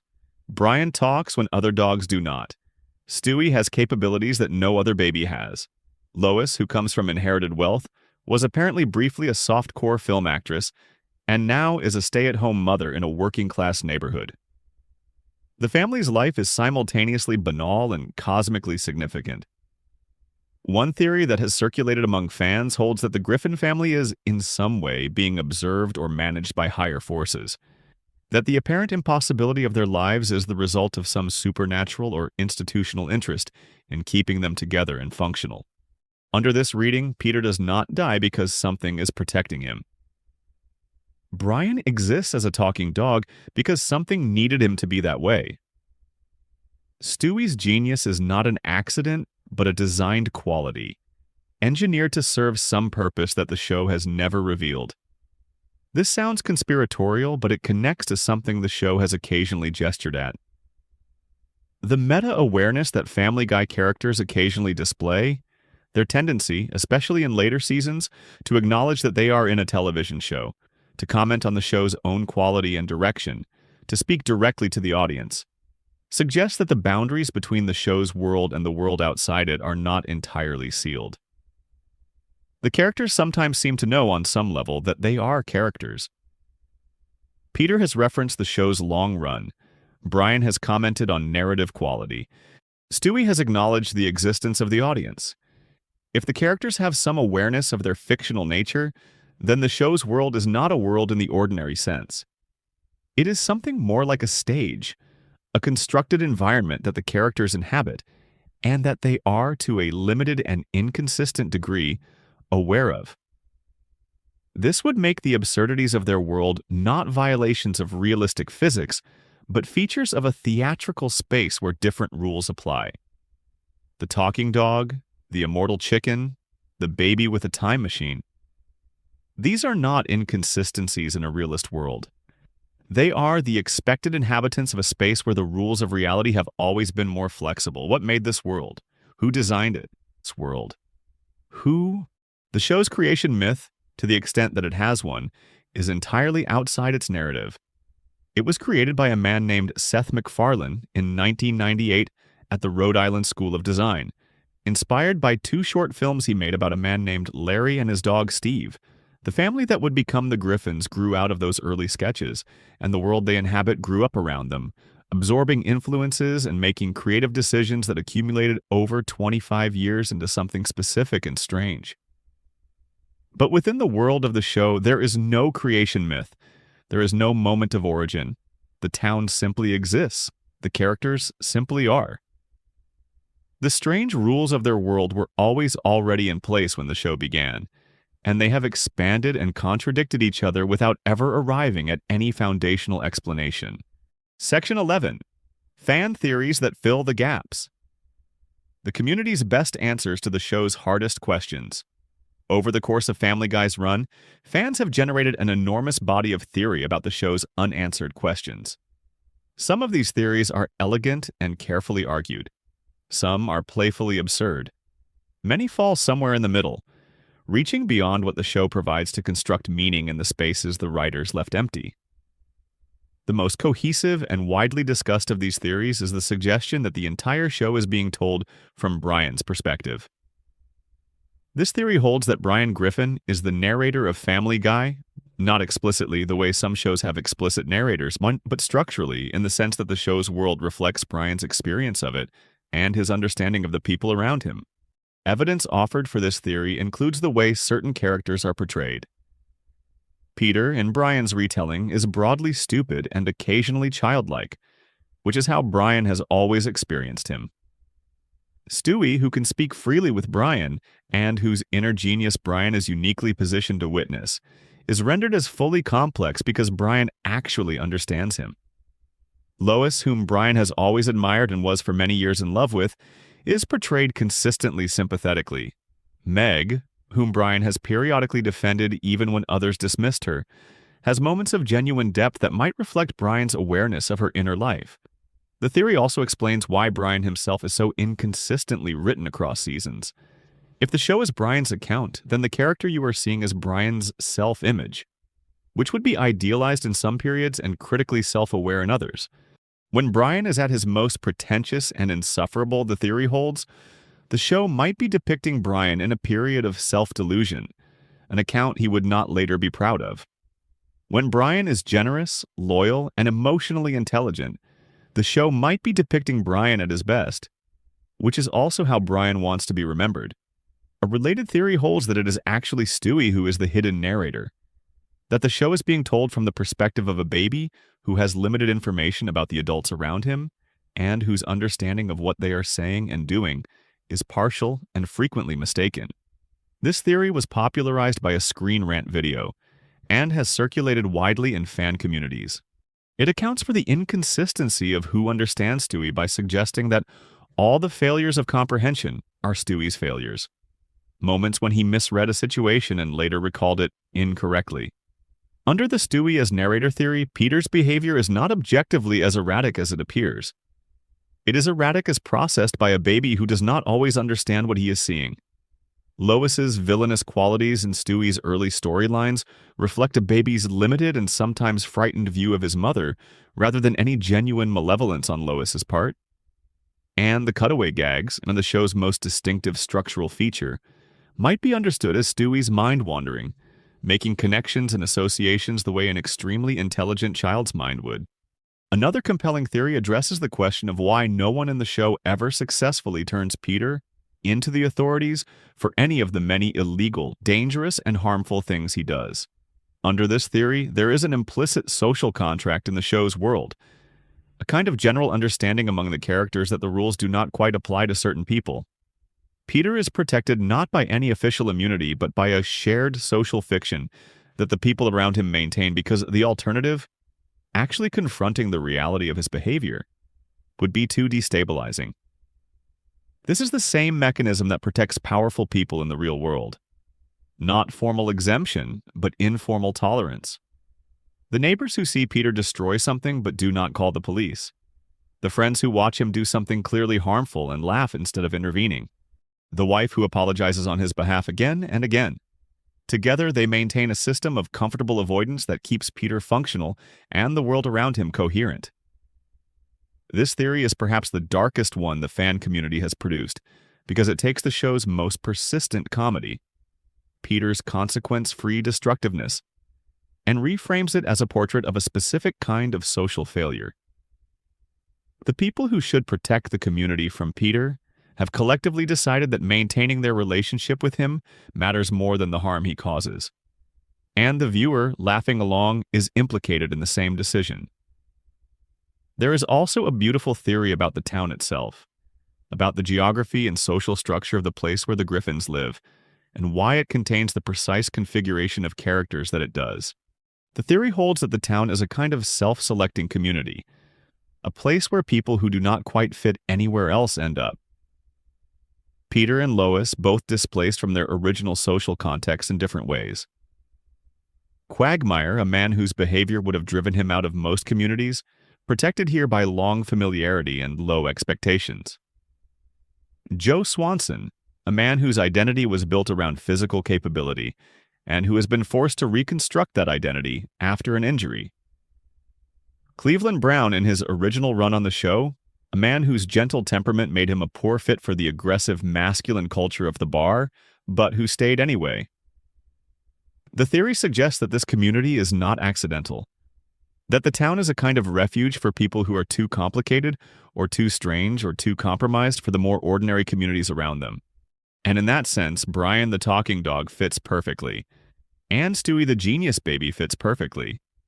And even Ernie the giant chicken, with his suited domestic life and his inexplicable immortality, fits perfectly.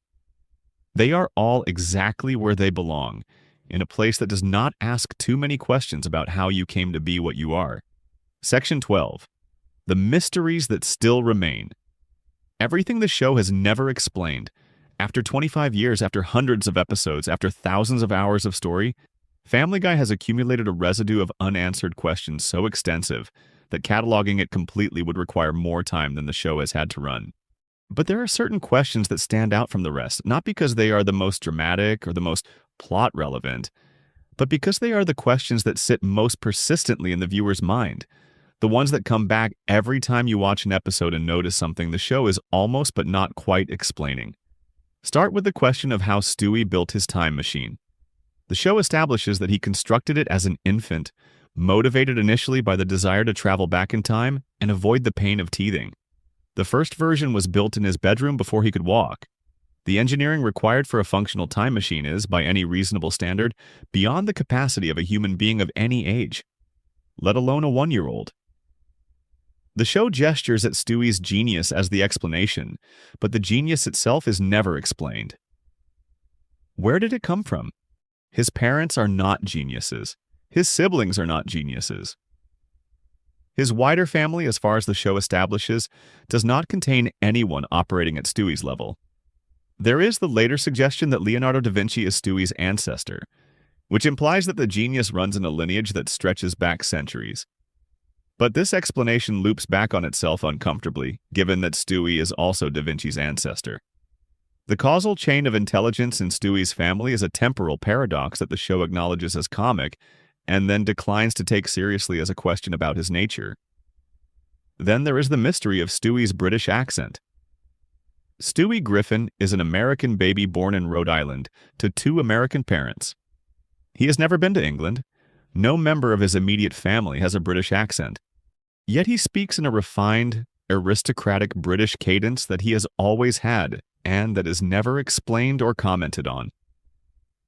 The show has addressed this briefly in a later episode where Stewie is taken to a school counselor and, in a moment of extreme self-disclosure, reveals his real voice. A voice that sounds closer to Peter's, Rhode Island accent and all. This suggests that the British accent is a performance, a chosen presentation, a kind of armor that Stewie adopted at some very early point and has maintained consistently. But why? Why would an infant construct this persona? What experience led to that specific choice? And why did it persist so completely through every social situation and every emotional state, maintaining itself even in moments of genuine distress? The accent is not just an affectation, it is structural. It is who Stewie is, in the same way that the football-shaped head is who Stewie is. And both the accent and the head shape are things the show has acknowledged as unusual without ever fully explaining. The football head is its own mystery. The shape of Stewie's skull, elongated in a way that is clearly abnormal, even by cartoon standards, has been referenced in the show several times, usually as something that other characters notice and find peculiar. There is an episode that provides a comedic explanation for the shape, suggesting it came from an incident involving a pipe during Peter's clumsiness. There are other episodes where this explanation seems to be forgotten. The head shape has been presented simultaneously as a permanent feature of Stewie's biology and as an accident of circumstance, which is exactly the kind of contradiction the show accepts without tension. There is also the question of what Stewie actually is in a cosmic sense, given what the show has established about his role in creating the universe. If the Big Bang was Stewie's time machine explosion, and if Stewie's DNA is embedded in the ancestry of Leonardo da Vinci, and if Stewie himself is therefore part of the causal loop that produced all of existence, what does Stewie Griffin mean? Is he special because the universe chose to make him special, or is the universe itself simply a consequence of his existing? The show has no answer. The question dissolves into the comedy. What about Quagmire's backstory? Glenn Quagmire is one of the most consistently present secondary characters in the show's history, and his past is one of the most deliberately unexamined. The show has made it clear that Quagmire's behavior is not merely the result of personality, but of something historical, a specific formative history that shaped him into the person he became. There are glimpses of this history, fragments of a picture that is never fully assembled. A mother who has appeared briefly. A father who turns out to be a trans woman, which Quagmire processes with more openness than might be expected given how the show typically treats him. A backstory in the Navy. A social circle before the drunken clam. None of it adds up to a coherent portrait. More than most of the main cast, Quagmire feels like a character who exists at the intersection of what the writers need him to be in a given episode and a more complicated history that occasionally breaks through the surface. The episode where his relationship with Brian is explored, where Quagmire articulates exactly why he despises Brian, delivering a speech that is precise, personal, and entirely accurate about Brian's character, suggests a Quagmire who has been paying attention, who has been watching, who has processed the dynamics of this social group with more clarity than he usually lets on. Who shot Diane Simmons remains technically solved. Stewie did it, but the implications remain open. Stewie has now killed, in various episodes and contexts, more people than most of the main cast would acknowledge. His kill count across the show's history includes confirmed homicides that no one has ever investigated. The ease with which Stewie kills, and the institutional blindness that seems to surround these events, is part of the show's dark comedy. But it is also a persistent question about who Stewie Griffin actually is, and what responsibilities, if any, apply to a being of his extraordinary capabilities.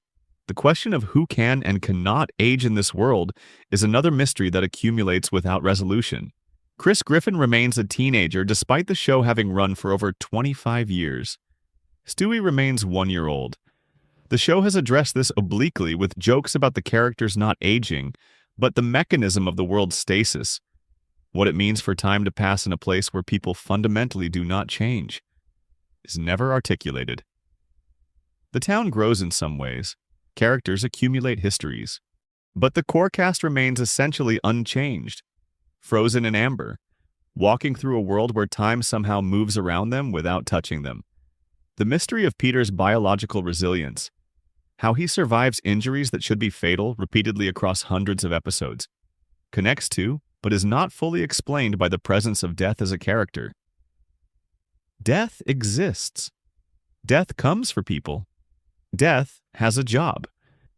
And yet Peter seems to fall outside death's jurisdiction in ways that are never explained. Is Peter protected? Is he special? Is his low intelligence somehow, as the show once joked, creating a kind of metabolic inertia that makes him harder to kill? Or is there something more structural in his design? Something that makes Peter Griffin the universe's designated surviving accident? There is also the curious matter of the parallel universes that the show has occasionally depicted. In certain episodes, alternate versions of the Griffin family are glimpsed. Versions where different choices were made, where different events occurred, where the characters ended up in substantially different circumstances. These glimpses are mostly comedic, but they imply a cosmology in which the world of Family Guy is not unique, in which there are countless versions of these characters living out countless variations of their lives. What determines which version is the real one? What makes the universe the show depicts the main timeline and the others secondary? These questions have no answer in the show, but they are suggested by the existence of the alternatives. And perhaps the deepest unsolved mystery in Family Guy is one that is barely ever named directly. What is it like to be Meg Griffin? Meg has spent the show's history as the character who absorbs the most and gets the least. She has witnessed her family's cruelty, survived her school's indifference, pursued relationships that did not work out, discovered things about her own origin that the show revealed but never fully processed. She knows, or will eventually know, that her biological father is a man who was never part of her life. She knows that her family, the people who were supposed to love her without condition, spent years treating her as the designated outlet for their frustrations. What does she actually believe about herself? What does she want from the world? What does she think about at night in her bedroom, listening to whatever is happening downstairs? The show has given her occasional episodes of depth and agency, but her inner life remains one of the most inaccessible territories in the show's world. She is the character who has been most present and most invisible simultaneously. Some of these questions will never be answered. The show will continue to run for the foreseeable future. The renewal announced in April of 2025 will take it to its 30th anniversary, and it will continue to add new details, new revelations, new contradictions to an already impossibly complicated canvas. The mysteries that have accumulated will not be cleanly resolved. That is not what Family Guy does. What Family Guy does is keep moving, keep generating, keep building a world that is slightly too strange to fully map. And there is something comforting about that, actually. The questions remain. The world keeps surprising you. A show you have watched 100 times can still produce a moment where you notice something you have not noticed before. A detail in the background, a line of dialogue that has implications you had not considered, a quiet visual gag that opens onto something larger. The mysteries are not failures of the show. They are part of how the show breathes. So here they remain. These unsolved questions, these open ends, these locked rooms in a house that has been standing since 1999. Stewie's voice drifting up through the ceiling. Meg's real father somewhere out there. Brian's origin encoded in the silence around a question nobody asks. An expired coupon setting off a war that never ends. Death. Drinking a beer on Peter's couch, watching television, doing nothing. The show keeps going. The mysteries keep sleeping. And somewhere in Rhode Island, a baby with a football-shaped head is building something in his room that the rest of the world has not yet noticed. Sleep well. And if this kept you company tonight, a subscription would mean a lot. And drop a comment with where you're watching from. There's something genuinely wonderful about knowing people all over the world are here for the same quiet, strange journey through this world. Until next time. Extended Deep Dive. The complete lore of every major unsolved mystery. This section is for those of you still awake, still curious, still willing to let the questions unfold a little further. We have covered the major mysteries in broad strokes, but there is considerably more texture to each of them. More detail, more nuance, more of the small stuff that accumulates into something genuinely fascinating if you are willing to sit with it. So, let us go back through each one, more slowly this time, and find what we may have missed. The full complexity of Stewie's voice. We touched on the question of who can hear Stewie, but there is a specific layer to that mystery that deserves more attention. The timeline of Stewie's awareness of his own situation. Stewie clearly understands that he is not typically understood by most adults. He has commented on this directly. He has expressed frustration with it. He has designed specific communication strategies to work around it, using actions instead of words when necessary, positioning himself to be heard by Brian rather than by his parents, making comments to the audience that carry the assumption of an audience who can hear him even when the characters around him cannot. This means Stewie is, from a very early age, operating with the knowledge that he exists in a kind of communicative isolation. He can think thoughts that no one else will fully process. He can say things that will be heard but not registered. He lives inside an enormous intellectual capacity that is contained, partly voluntarily and partly not, within the social limitations of infancy. What is fascinating about this is how it shapes his relationship with Brian. Brian is not just a friend to Stewie. Brian is the only consistently reliable witness to Stewie's actual inner life. When Stewie says something that matters, Brian hears it. Brian responds to it. Brian engages with it as the serious idea it is. For an entity of Stewie's intelligence and articulateness, this is not a small thing. This is everything. Brian is the entire audience for the most important things Stewie thinks and says. This dynamic, when you take it seriously, makes the Brian and Stewie relationship not just the show's best odd couple dynamic, but something genuinely moving. Stewie is a genius who has essentially one person in the world who actually listens to him. And that person is a dog who has his own profound loneliness and his own sense of being slightly outside the world he inhabits. They found each other in a household where neither of them fully belongs, and they have held on to each other through all the changes and contradictions and resets of the show's history. The episode Brian and Stewie, set entirely in a bank vault over the course of one night, is the fullest exploration of this dynamic. Without the escape hatch of cutaway gags, without secondary characters or plot developments to interrupt, the show had to sit with these two and let them be honest with each other. And what emerged was a portrait of two beings who know each other in ways that no one else knows them, who have access to each other's interior life in ways that are intimate and irreplaceable. Brian's revelation about the gun he keeps in the safety deposit box, kept as an option, a psychological out, a proof that he has a choice about continuing to exist, lands with particular force in this context. Stewie is the one who hears this. Stewie is the one who must process and respond to the depth of Brian's despair. And Stewie's response, quiet, serious, not comedic, is the response of someone who has been paying attention for years and knows that this moment requires presence, not performance. The mystery of who can hear Stewie is, at its root, a mystery about what it means to be truly heard. And the show's most honest answer to that mystery is not a rule about human ears and baby frequencies. It is a bank vault, late at night, with two mismatched creatures telling each other the things that matter.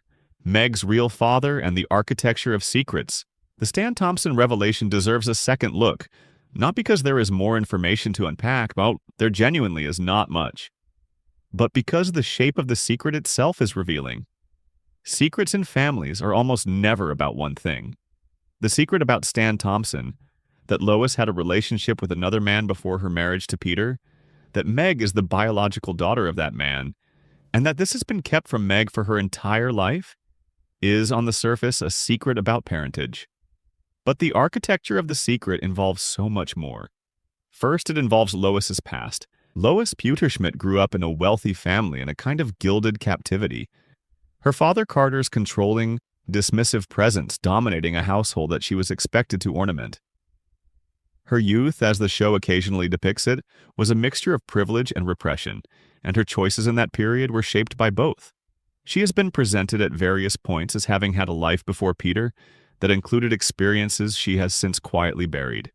The Stan Thompson pregnancy is perhaps the most significant of those buried experiences. Second, it involves Peter's knowledge. Whether Peter knew before he married Lois or discovered later, or was told at some point in the marriage, is something the show has never clarified. His behavior toward Meg cannot be fully understood without knowing this. If Peter always knew and chose to raise Meg anyway, his cruelty toward her, which developed and intensified over the later seasons, has a specific and painful shape. It would suggest a man who made a generous decision in his youth, who accepted responsibility for another man's child, and who then spent years resenting that decision in ways he never acknowledged and never resolved. If Peter did not know, if he believed Meg was his biological daughter for years before the courtroom scene confirmed otherwise, then his feelings about the revelation are a different kind of story. A story about a man who was deceived, who processed that deception inadequately, who turned his confusion and hurt outward toward the easiest target. Third, the secret involves all the people who know and have said nothing to Meg. Brian knows. Chris apparently knows. Stewie apparently knows. The reference in a later episode, Brian saying that if God existed, Meg would know about Stan Thompson, implies a family-wide awareness that has been maintained as a kind of protective fiction, or possibly just as a comfortable avoidance. None of them have told her. None of them have thought it was their place to tell her. And Meg, in her ongoing vulnerability and her desperate need to be seen and acknowledged, continues to move through a world built on a foundation that she does not know is hollow. This is the part of the Stan Thompson mystery that is most quietly devastating. Not the who or the how or the when of his biological connection to Meg, but the image of a girl who wants more than anything to be accepted by her family, not knowing that her family has been carrying a secret about her origin for her entire life, not knowing that the cruelty directed at her might have, at least in part, a history that predates her, not knowing that the man she calls her father is not quite who she believes him to be. The truth about Stan Thompson is, in this light, not just a secret about parentage. It is a secret about how the people who are supposed to love us unconditionally are also always people, with histories and complications and decisions made before we existed that shaped who they became for us. Brian's origins and the question of consciousness. The CIA experiment theory about Brian is compelling, but there is a philosophical dimension to the question of Brian's existence that goes beyond explaining it biologically or institutionally. The more interesting question is not how Brian came to talk, but what it means that he does, and what it means for the other characters around him. If Brian can think and feel and love and lose and despair, then Brian is conscious.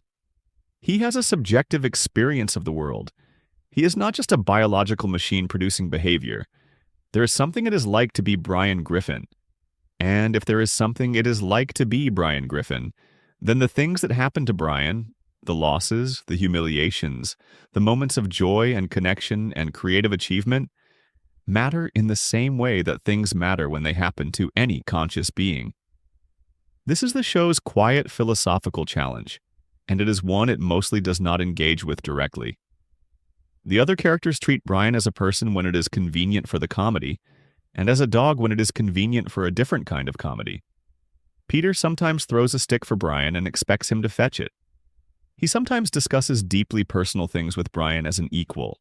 Lois treats Brian as a member of the family in some contexts and as a pet in others. The inconsistency mirrors the real world's inconsistency about which animals count as morally significant. Which ones deserve consideration? Which ones are allowed to matter? But with Brian, the case is clearer than it is with any real animal because Brian can articulate his experience. He can say that he is unhappy. He can explain why. He can describe what he wants and what he has lost and what he hopes for. And the people around him can hear him, and they often choose to do something else anyway. To call him a good boy, to offer him a treat, to reduce him to the animal form he occupies even though they demonstrably know that the being inside that form is something far more complicated.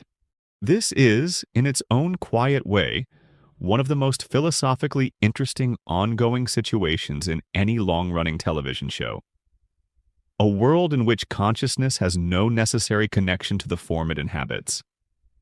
A world in which a being can be simultaneously recognized as conscious and treated as property. A world in which the question of what Brian deserves has never been seriously asked by the people in the best position to ask it. The chicken fights as philosophy. The fights between Peter and Ernie the giant chicken are, on one level, simply some of the funniest action sequences Family Guy has ever produced. The animation is spectacular. The escalation is impeccable. The commitment to the absurdity is complete. But at another level, if you have the patience for it, they are a kind of philosophical argument about the nature of grievance and violence. Consider what the fights actually are, stripped of the comedy. Two beings who live in the same community periodically destroy large portions of that community in service of a personal conflict that neither of them has ever attempted to resolve through communication. The original dispute, an expired coupon, was so minor that any reasonable conversation lasting longer than 30 seconds would have resolved it. Neither Peter nor Ernie has ever had that conversation. Neither of them appears interested in having it. The violence is not a means to an end. The violence has become the point. This is a portrait of something very recognizable. The escalation of grievance past the point where the original cause is still relevant. By the time of the later fights between Peter and Ernie, the expired coupon is prehistory. What is actually being contested is something else entirely: status, pride, the right to be the one who does not back down. The coupon was just the detonator. The charge had been set by something else. Something about who these two beings are and how they relate to the world. There is also something worth noting about how the fights are received by the world around them. Buildings are destroyed, cars are wrecked, bystanders are injured or worse, and the community simply repairs itself and moves on. No one institutes policies to separate Peter and Ernie. No one intervenes. The violence is somehow absorbed by the world without producing any lasting structural response. This, too, is recognizable. The way communities sometimes develop a kind of immunity to a recurring disruption, learning to work around it, to rebuild after it, to factor it into the background noise of ongoing life rather than addressing it directly. The chicken fights are a kind of catastrophic ordinance that the town has accepted as part of the weather. The question of consciousness and death in Family Guy's world. Death as a character in Family Guy is most often played for comedy, but the implications of his presence are profoundly serious if you take them at face value. Death is not a metaphor. He is a real being with a real job, a personality, a living situation, and ongoing relationships with the characters of the show. He has been to Peter's house. He has had drinks. He has accepted Peter's help in navigating his personal life. He is, in some sense, embedded in the social fabric of the show's world. But the existence of death as a managed system means that mortality in this world has a bureaucratic character. Someone decides when people die. Someone has to make the call, file the paperwork, handle the collection. Death has a system, and systems can break down, be circumvented, be overloaded, be bribed. This creates a genuinely strange situation for how we understand the stakes of the show's events. When characters face danger, the question of whether they will survive is not just a biological question. It is a question about death's workload and the status of the relevant paperwork. Peter's near-death experiences are not just moments when his body came close to failure. They are moments when the administrative mechanism of mortality was engaged and then, for various reasons, did not complete. The show has suggested through Death's own comments and behavior that he has considerable discretion in how he manages his work. He allowed Peter to live when Peter should have died, not because Peter escaped, but because Death chose to extend a kind of professional courtesy in exchange for Peter's help. He let Brian be retrieved from death through Stewie's time travel, either because the paperwork had not yet been fully processed, or because a baby with a time machine simply outran his jurisdiction. What this means for the characters is that their continued existence is not guaranteed by anything so reliable as biology or luck. It is guaranteed, or not, by the ongoing willingness of a single entity with a personality and preferences to prioritize their cases appropriately. The Griffins exist at the sufferance of Death himself, and Death, who has a complicated personal life and a mother who is too demanding and a difficulty meeting romantic partners, has simply not gotten around to finishing the job. The mythology of the town's social world. There is a remarkable social structure embedded in the world of Family Guy that the show has never formally acknowledged or examined. The Drunken Clam, the local bar where Peter and his friends gather, is not just a setting. It is a kind of institution, a social anchor for a group of men who have been friends for reasons the show rarely examines. What brought these specific people together? Peter and Quagmire and Joe and, for a time, Cleveland. They are not obviously natural companions. Their backgrounds are different. Their values are significantly different. Their capacities are wildly different. Joe is a police officer of genuine professional ability. Quagmire is a complex and morally compromised man with skills and a history the show has only partially depicted. Cleveland, in his original presence on the show, was a gentle and empathetic person who seemed to find the masculine culture of the bar more exhausting than enjoyable. What holds them together is unclear from any plot-based explanation the show provides. The answer is probably proximity. They are neighbors. They have been in each other's lives long enough that leaving would require more effort than staying. But the show has never investigated this directly, never dramatized the origin of these friendships in a way that would make their current configuration feel necessary rather than accidental. Quagmire's house is next to the Griffin house. Joe's house is across the street. These physical arrangements, established in the show's first episode and never changed, have produced the social world of the show. Geography as destiny. The specific configuration of one block in a fictional Rhode Island town as the organizing principle of 25 years of stories. What does Stewie actually want? We know what Stewie used to want: world domination and Lois's death. These were the explicit, elaborately plotted goals of his early seasons. He built machinery for them. He drafted plans. He acquired resources. He came startlingly close on multiple occasions. His ambition was total and his commitment was genuine. But after the gradual softening of his character, after the world domination plots faded and the assassination attempts became historical rather than ongoing, The question of what Stewie actually wants became considerably more complicated. He wants Brian's friendship, clearly. He wants to feel connected, to feel seen, to have his intelligence acknowledged. He wants experiences that the limitations of his form deny him: adult independence, the ability to move through the world on his own terms, relationships with other beings of comparable capacity. There is something achingly recognizable in the portrait of a being who has extraordinary capabilities in a body that the world does not take seriously, who has dreams and plans and a fully realized interior life in a form that others see as simple, who spends enormous amounts of energy compensating for the gap between what he is and what the world will allow him to be in this phase of his existence. Stewie's early villainy, when you look at it through this lens, reads differently. The world domination was not just the ambition of an evil baby. It was the expression of a being who needed the world to acknowledge what he was, who needed to force recognition through the only means available to him when softer approaches consistently failed. When you are 1 year old and you tell the people around you exactly what you are capable of, and they smile and offer you a teething toy, world domination starts to make a certain emotional logic. His later softness is not a correction of the evil, but a different expression of the same need. He no longer needs the world to bow to him. He needs one person to really know him. He found that person in Brian, and the terror of Brian's death in Season 12 was not just the loss of a friend, it was the potential loss of the only witness to Stewie's actual interior life. The only one who heard him. The only one who answered. The mystery of what Stewie wants is, in the end, the same mystery that lives inside every character who is smarter, or stranger, or more complicated than the world around them has room for. He wants to matter to someone. He wants to be known. And in the strange, resilient, improbable friendship he has built with a talking dog of uncertain origin, he has found, improbably, exactly that. The unspoken rule of the show's world.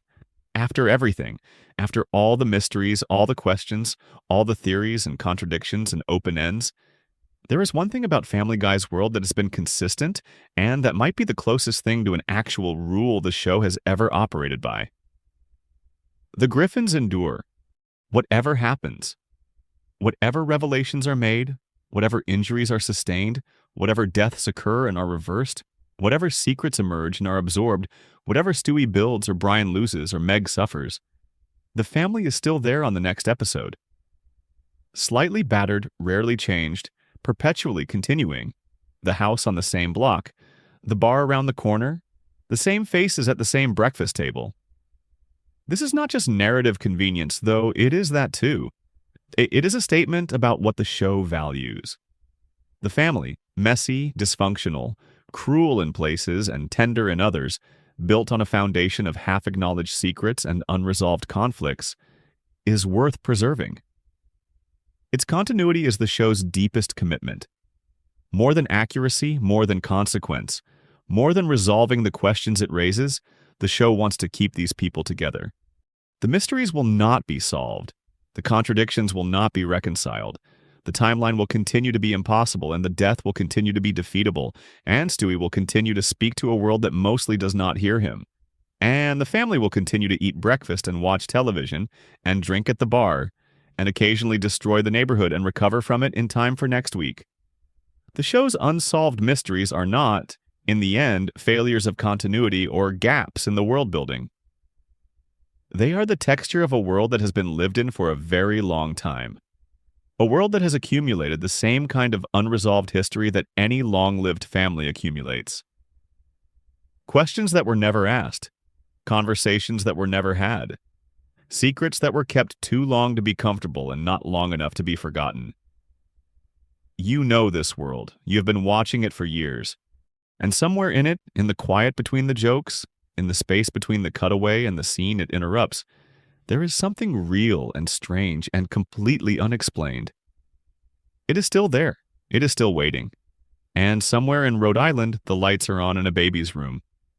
If you made it to the end of this journey, you are exactly the kind of person this channel exists for. Thank you for being here. If any of this kept you company tonight, through the mysteries, the lore, the questions without answers, please consider subscribing and leave a comment telling me where in the world you are and what time it is where you are. These mysteries are better explored in company. Until next time. Extended Deep Dive, exploring every mystery in fuller detail. This section is for those of you still with me, still comfortable, still willing to let the questions unfold a little further into the night. The major mysteries have been covered in their main outlines, but there is considerably more texture inside each one. More nuance, more context, more of the small details that accumulate into something genuinely interesting if you are patient with them. The full weight of Stewie's communicative isolation. There is a quality to Stewie's situation that the show occasionally touches and then moves past, and it deserves more sustained attention than it usually receives. Stewie is a being of extraordinary intelligence, operating in nearly complete social isolation, at the level of his actual capabilities. Not isolation in the sense of having no company around him. He has Brian, he has family, he has a school setting in some episodes, and a neighborhood, and all the social infrastructure of a suburban life. But isolation in the sense that the specific things that make him who he is, the genuine depth and specificity of his interior life, are invisible to almost everyone he encounters in any given day. Consider the experience of this from Stewie's perspective. He wakes up in the morning.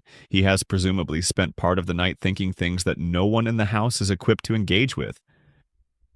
He comes downstairs. Lois greets him the way a mother greets a baby. She sees a baby. She sees his expression and his posture and whatever physical signals he is giving off, and she interprets them through the framework of everything she knows about babies. He is in the high chair. He is having breakfast. He seems happy enough. She pours cereal and moves on. Peter barely looks at him. Peter, whose entire cognitive capacity is occupied by whatever is immediately in front of him at any given moment, has very little bandwidth available for a child who is not directly demanding his attention. Stewie could be building a nuclear device at the breakfast table, and as long as Peter's line of sight to the television was unobstructed, the construction would proceed unnoticed. This is Stewie's daily environment, an intelligence of extraordinary caliber, surrounded by people who are either incapable of engaging with it, or who have decided for reasons of convenience or habit not to try. The only exception is Brian. Brian, who showed up in this household and encountered Stewie without the preconceptions that his parents brought to the encounter, and who decided to take what he found seriously. The developmental psychology of this situation is genuinely interesting to think about. Children whose capabilities significantly exceed their environment's ability to respond to them often develop what are sometimes called asynchronous development patterns. They advance rapidly in the areas where their natural abilities point them and lag or struggle in areas where social and emotional development typically depends on reciprocal engagement with similarly capable peers or adults. They can become isolated inside their own minds in ways that produce compensatory behaviors. Stewie's villainy in the earliest seasons reads very differently when placed in this context. The world domination ambitions, the assassination plots, the elaborate machines of destruction, these are all at some level demands for acknowledgement. He is saying, in the only language that seems proportionate to the scale of what he is, that he exists and he matters, and the world will have to reckon with him eventually, whether it chooses to or not. The murder attempts against Lois are not just jokes. They are the specific expression of a profound resentment against the one person who is most directly responsible for his entrapment in circumstances that do not fit him. Lois is his mother. She is the one who decided he would be here, in this form, in this life, without asking him. He holds this against her in a way that a baby cannot normally hold anything. By the time the show reaches its middle seasons, the villainy has largely faded, not because Stewie has outgrown the resentment, but because he has found a more sustainable way of managing his situation. The friendship with Brian is the accommodation. It is not the ideal solution. The ideal solution would be a world that could receive Stewie at his actual scale. But it is the available one, and Stewie is, whatever else he is, a pragmatist. The episode Brian and Stewie, set in the bank vault, is the clearest depiction of what this relationship actually is. Without any of the usual machinery of the show's episodes, no cutaways, no secondary plots, no other characters to diffuse the dynamic, It is just these two in a small space being honest with each other for an extended period. And what comes out of that honesty includes things the show has never otherwise permitted its characters to say plainly. Brian's revelation about the gun is the headline moment, but Stewie's response to it is equally significant. He does not panic. He does not immediately try to fix the problem. He listens. He sits with what Brian is telling him. And then he says something that is, by the standards of what Stewie usually says, remarkably simple. He tells Brian that he matters, not in a dramatic or performative way, in the way that people tell each other true things when the social distance has collapsed and there is nothing left but what is real. This is the full weight of Stewie's communicative isolation, turned inside out. He has spent most of his life unable to be fully heard. And in this episode, the one person who has always heard him tells him something true about despair. And Stewie, who built the universe, who killed at least one person at the mansion party, who has more raw capability in him than any character on the show, responds by being exactly present and exactly honest. He does not solve the problem, he witnesses it. He says what is true. That is the resolution the mystery of Stewie's voice has been building toward. Not an explanation of the mechanics of who can hear him, but the demonstration of what it means when someone actually does. The geography of Meg's secret return to Stan Thompson. Return to the shape of the absence he represents in Meg Griffin's life.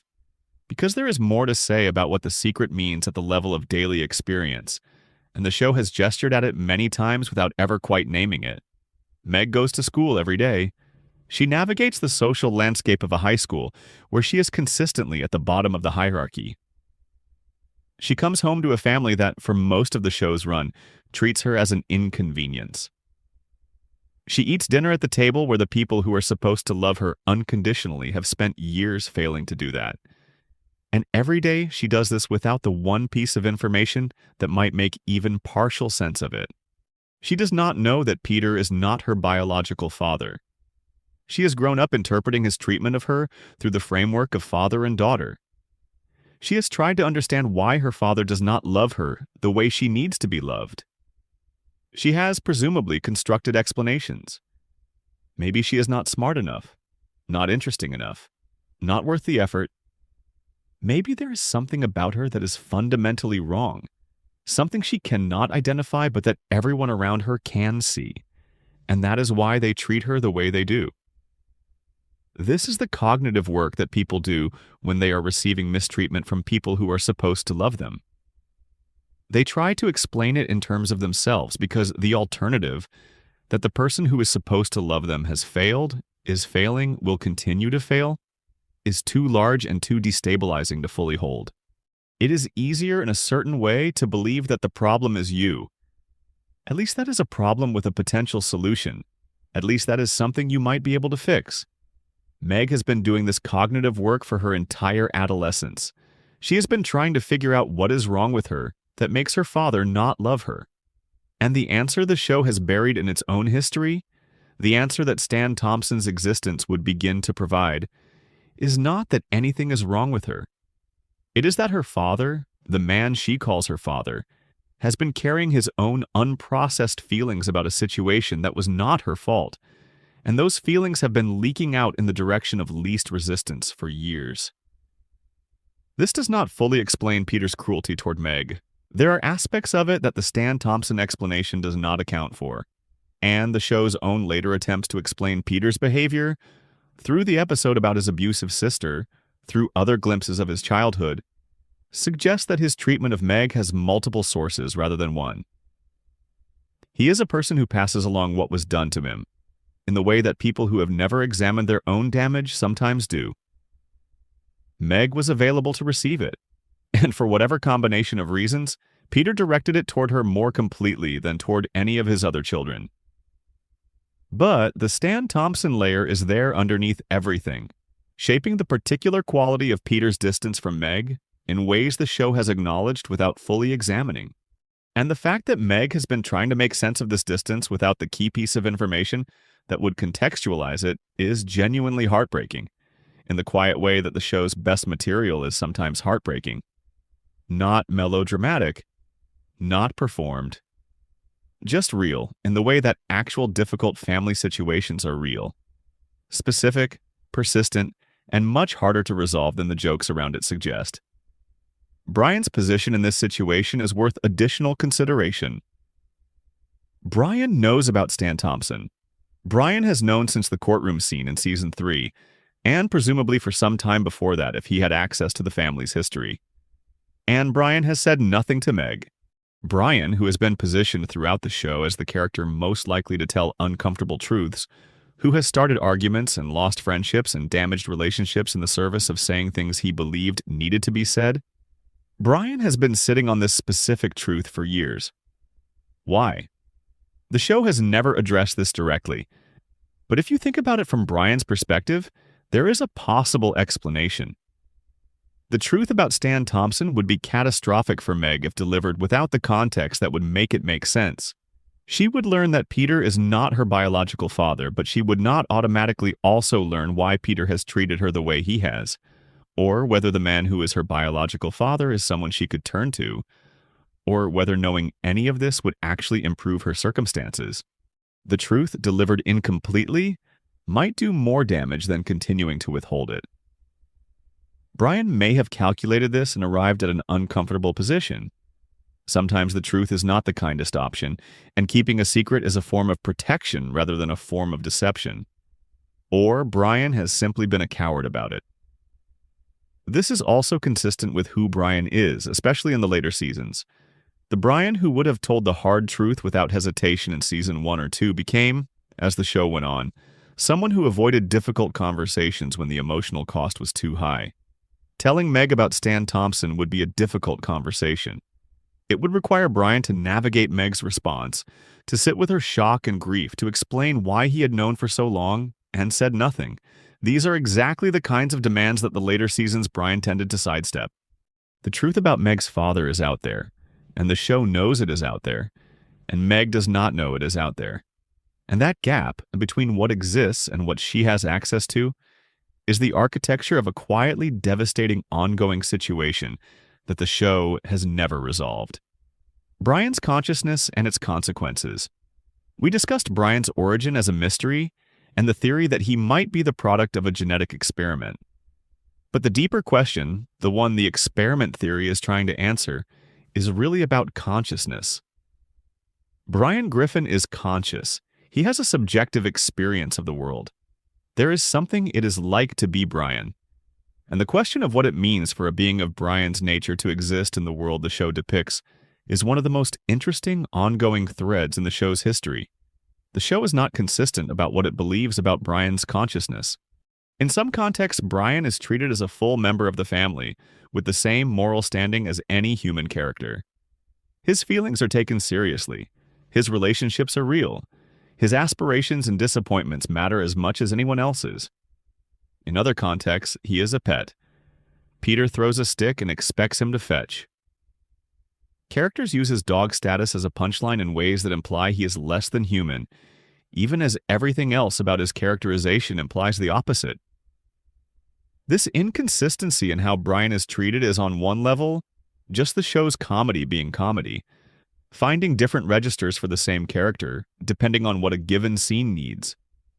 But it is also, on another level, a reflection of something true about how consciousness is often treated in the real world. The line between beings who deserve moral consideration and beings who do not is not always drawn according to any principle. It is often drawn according to convention, habit, economic convenience, and the degree to which a being can advocate for its own consideration. Brian can advocate.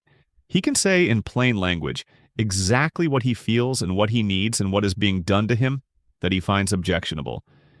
He does this frequently, and the people around him sometimes respond with genuine consideration and sometimes respond by treating him as a dog, and the switch between these modes happens without any apparent principle guiding it. The episode Brian and Stewie handles this more honestly than most of what the show produces, because it puts Brian in a situation where he cannot be a pet. He is locked in a vault. He is having a real conversation. He is a person, and the episode refuses to let anything else be true. And what he says in that conversation, the depth of his despair, the specificity of his loneliness, the particular shape of a life that was made to want things it cannot fully have, confirms that whatever Brian is, he is not less than conscious. He is not less than a full participant in his own existence. The gun in the safety deposit box is the show's most direct statement about what it means to be Brian Griffin. Not the drinking, not the failed novel, not the romantic disappointments. Those are the surface of Brian's difficulty. The gun is the depth.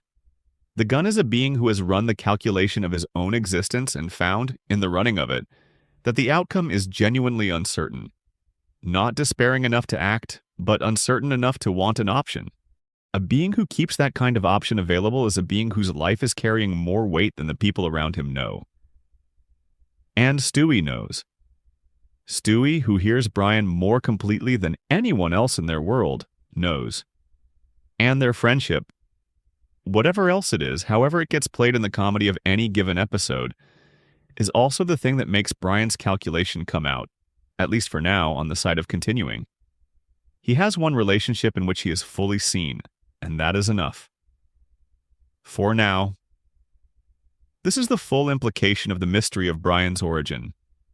It does not matter ultimately whether he was engineered in a lab or born as a natural anomaly, or emerged from some other process the show has never depicted. What matters is that whatever process produced him, it produced a being who suffers and loves and hopes and despairs, and is trying, in the time he has left in a body that ages faster than the world around him can register, to make something of the consciousness he was given. The origin story is just the setup. The consciousness is the point. The chicken fights as ritual. Every mythology has its recurring ritual, the event that repeats with sufficient regularity and sufficient intensity that it becomes part of the rhythm of the world's operation. The sacrifice that is performed, the battle that is fought, the confrontation that never produces final resolution, but that structures everything around it through its periodic recurrence. In the world of Family Guy, that ritual is the fight between Peter and Ernie the giant chicken. And the more you look at it, the more it looks less like a running gag and more like something the world of the show requires. Consider the regularity. Ernie appears approximately once per season, sometimes more. His appearances are not connected to the episode's main plot. They occur without warning, in the middle of scenes that were about something else entirely. They run for several minutes of sustained, elaborately animated combat that takes the characters out of the world's normal geography and into a specialized space of pure confrontation. And then they end, and the episode returns to whatever it was doing before, and the world moves on.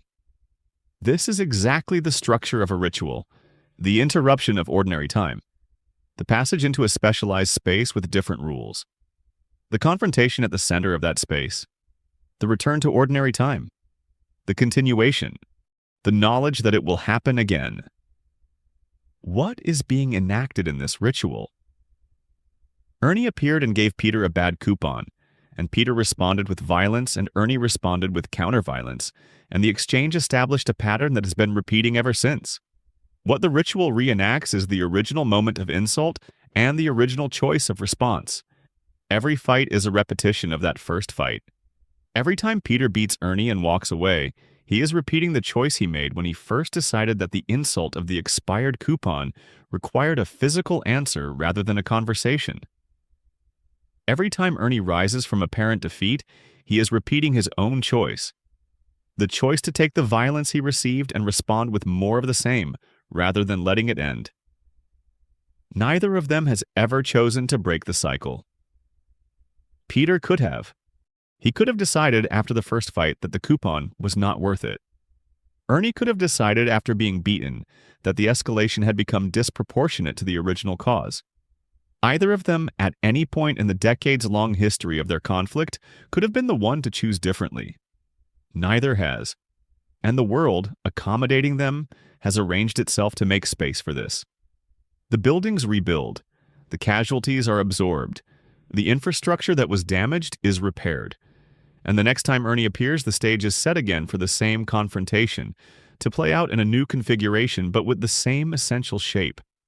There is something worth sitting with in the fact that Peter always wins but Ernie never stays dead. This is not how most fights work. In most fights, there is an outcome. One party wins definitively in the sense that the other party accepts the outcome and the conflict ends. Peter wins every fight between him and Ernie, but Ernie never accepts the outcome. He simply waits, recovers, and re-engages. His refusal to stay defeated is not stubbornness exactly. It is something closer to a position. I do not accept your victory as final. I will be back. The conflict is not over because you say it is over. The conflict is over when I say it is over. And he never says it is over. This makes Ernie not just a villain in the ordinary sense, but something closer to a principle. The principle that some grievances do not end, that some conflicts do not resolve, that the thing you thought you settled a long time ago may simply have been waiting for you. Death's full cosmological role. We have discussed death as a managed system and as a character, but there is one more dimension worth examining. Death's relationship to the show's broader cosmology, particularly in light of what the Big Bang Theory episode established about Stewie. If Stewie created the universe, and if death is the mechanism through which the universe ends individual lives, then death is, in a sense, working within a system that Stewie himself established. Every death that death has ever facilitated, every life that death has ended across the entire history of the universe, has happened within the framework that Stewie accidentally created when he overloaded his return pad outside the space-time continuum. This makes death, in a theological sense, a creation of Stewie's creation. He is the personification of a process that could only exist within a universe, and the universe exists because of Stewie. Death did not precede the universe. Death emerged from the universe as the mechanism by which its finite elements cycle. And Stewie, the creator of the universe, has not only interacted with death directly, but has intervened in death's work more than once. He saved Brian from death's collection. He used time travel to prevent other deaths from being finalized. The creator of the universe casually undoing the work of the entity that processes the universe's endings is a statement so cosmologically bold that the show has never acknowledged it as such, because the show is a comedy and it is not in the business of examining the full implications of its own premises. But the implication is there, quietly, in the structure of the events that have been depicted across 25 seasons. Stewie is above death, not in any formal or acknowledged sense, but in the sense that the mechanisms that govern mortality operate within a universe that Stewie's accident called into being, and that Stewie's capabilities allow him to reach around those mechanisms when he chooses to. Death has not processed Stewie, perhaps cannot, perhaps recognizes on whatever level an abstraction can recognize a thing, that this particular baby sits outside the normal chain of causation. And in the living room, in a Providence College sweatsuit, watching television, Death just wants someone to talk to. The personification of the universe's most fundamental process, watching a game show, eating chips.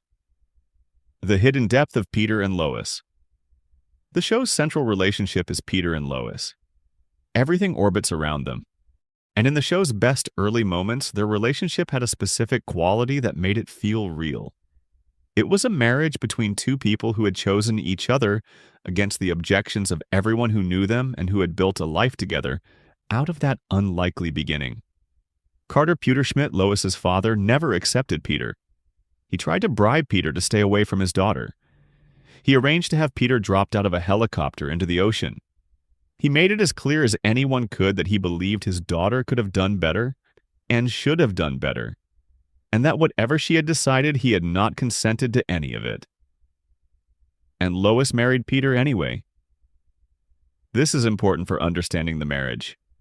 Lois did not marry Peter because her father approved, or because her social world sanctioned it, or because it was the path of least resistance. She married Peter in the face of active opposition from the most powerful person in her life. That takes a specific kind of commitment, and the early seasons of the show, when that commitment was still vivid in the characterization, had a quality of warmth that the later seasons lost. In those early seasons, Peter and Lois fought about real things. They disagreed. They had different priorities. Peter's immaturity created genuine friction with Lois's attempts to maintain a household and raise children. But underneath all of it was the sense that they had made a real choice to be together, and that the choice still mattered. The episodes that ended with Peter apologizing and Lois forgiving him, or with them reconnecting after a period of distance, had weight because the connection they were reconnecting to was specific and earned. The mystery that lives underneath the Griffin marriage is a question about what holds it together, not the legal or practical aspects of it. Those are clear enough. But the deeper question, what does Lois see in Peter that she has kept choosing for over 20 years to stay? The show has offered various answers at various points. She loves him. She finds his guilelessness charming in ways she cannot quite articulate. She has her own history of reaching for things she should not want, and Peter represents a version of that.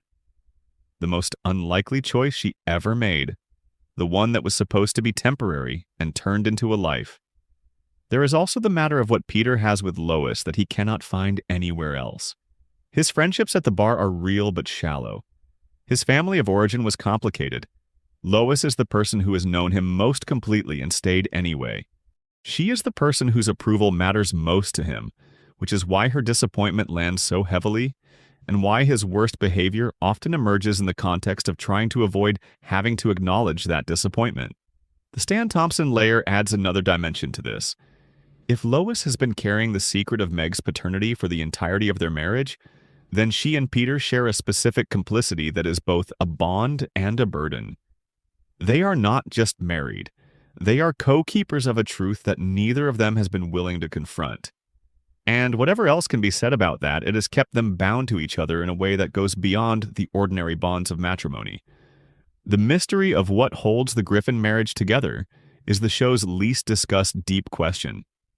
Not the dramatic ones about cosmic origins or character backstories, just the simple, sustained question of how two such different people manage to stay committed to each other through 25 years of chaos. The show has not answered it directly. It has answered it by continuing to depict them together in all their messiness as a pair who have not given up. That is its own kind of answer. What the world of Family Guy is really about. After sitting with all of these questions, after tracing the unsolved mysteries through their various layers and connections, there is a quality that emerges about the show as a whole that is worth naming. Family Guy is, at its core, a show about people who do not fully know each other and have decided to keep going anyway. Not because they have worked through their difficulties or achieved any resolution with the hard things in their history, but because the alternative, actually facing all of it, actually examining what they are carrying and what they have done and what they do not know, is more than any of them has the capacity for. So, they eat breakfast, they watch television, they go to the bar, they survive whatever implausible catastrophe has arrived this week, and the next morning they do it again. The unsolved mysteries are not really mysteries in the sense of puzzles waiting for answers. They are the accumulated proof of all the conversations the characters have not had. Every question about Stewie's voice is the show not asking how a family can contain a genius baby and never quite notice. Every reference to Stan Thompson is the show not asking what it costs to keep a secret from a person who already feels unworthy of love. Every scene with Brian is the show not asking what we owe to a being who is conscious and suffering and right in front of us. The show cannot ask these questions directly. It is a comedy. Comedies survive by maintaining the energy of the joke, and these questions would, if fully engaged with, produce something that was not comedy anymore. So the show circles around them, it gets close and then retreats. It names the question and then finds the joke. It generates 25 years of almost reckoning. But the questions are there. They have always been there. And the people who have been watching this show for years, who come back to it and find something in it that keeps their attention even through its inconsistencies and its resets, and its willingness to sacrifice continuity for comedy, they are there partly because of the questions. They are there because of the show, underneath all of its noise and chaos and casual brilliance, is asking something real. About families that do not fully understand themselves. About the things that go unsaid for too long. About the specific texture of continuing to be together when so much of what you are to each other has never been examined. The Griffins endure. The questions persist. The world keeps going. And somewhere in Rhode Island, in a house on a block that the camera has mapped exhaustively across decades, the lights are still on. The Quahog nobody talks about. A town with no memory.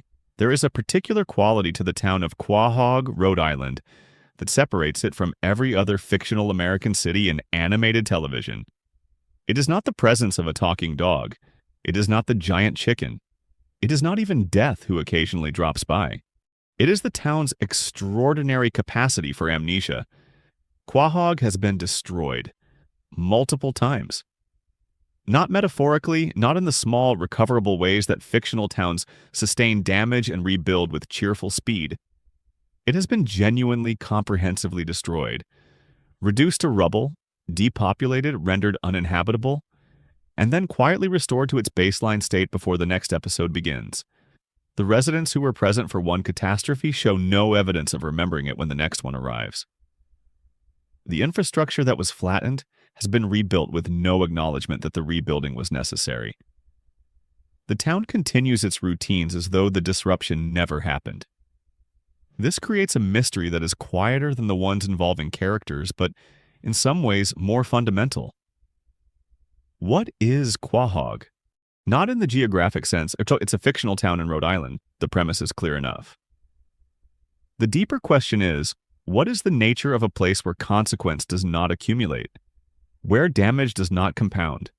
Where every episode begins at roughly the same baseline regardless of how thoroughly the previous episode dismantled it? The floating timeline that governs the show's characters? Peter's shifting age? The children who do not grow? Stewie, who has been 1 year old for longer than most real children stay alive? Extends to the town itself. Quahog floats. It is not a place in the way that real places are places, carrying the weight of everything that has ever happened within their borders, showing the evidence of time in the lines of their streets and buildings, and in the faces of the people who have lived there through it all. Quahog shows nothing. It resets. The bar is intact. The neighborhood looks exactly as it looked before whatever happened last time. What is the in-universe explanation for this? The show has none. The reset is a production reality. An animated show cannot sustain a continuity of consequence the way a prestige drama might, and the logistics of tracking the cumulative damage of 25 seasons of Peter Griffin-related disasters would be paralyzing.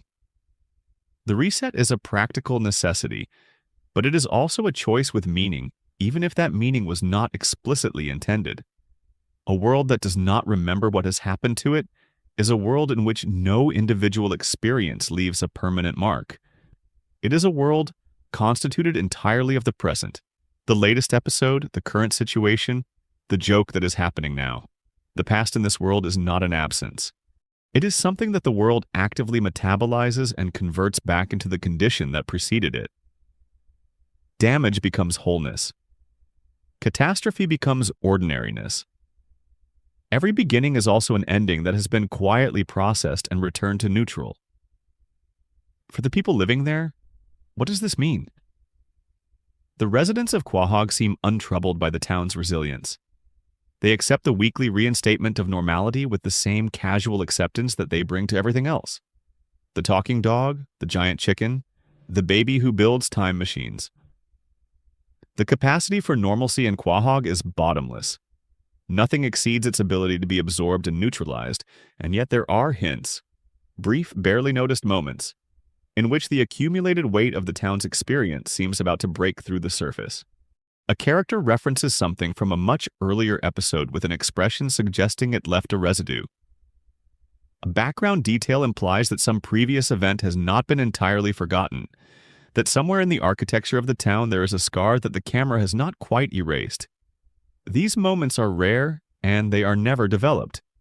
They are the cracks in the amnesia, the places where the show's own history presses against the reset and is almost visible through it. The mystery of Quahog is the mystery of what it means to live in a world that does not keep score. Most of the tension in human life comes from a consequence, the understanding that choices accumulate, that history weighs on the present, that what you do today will matter tomorrow.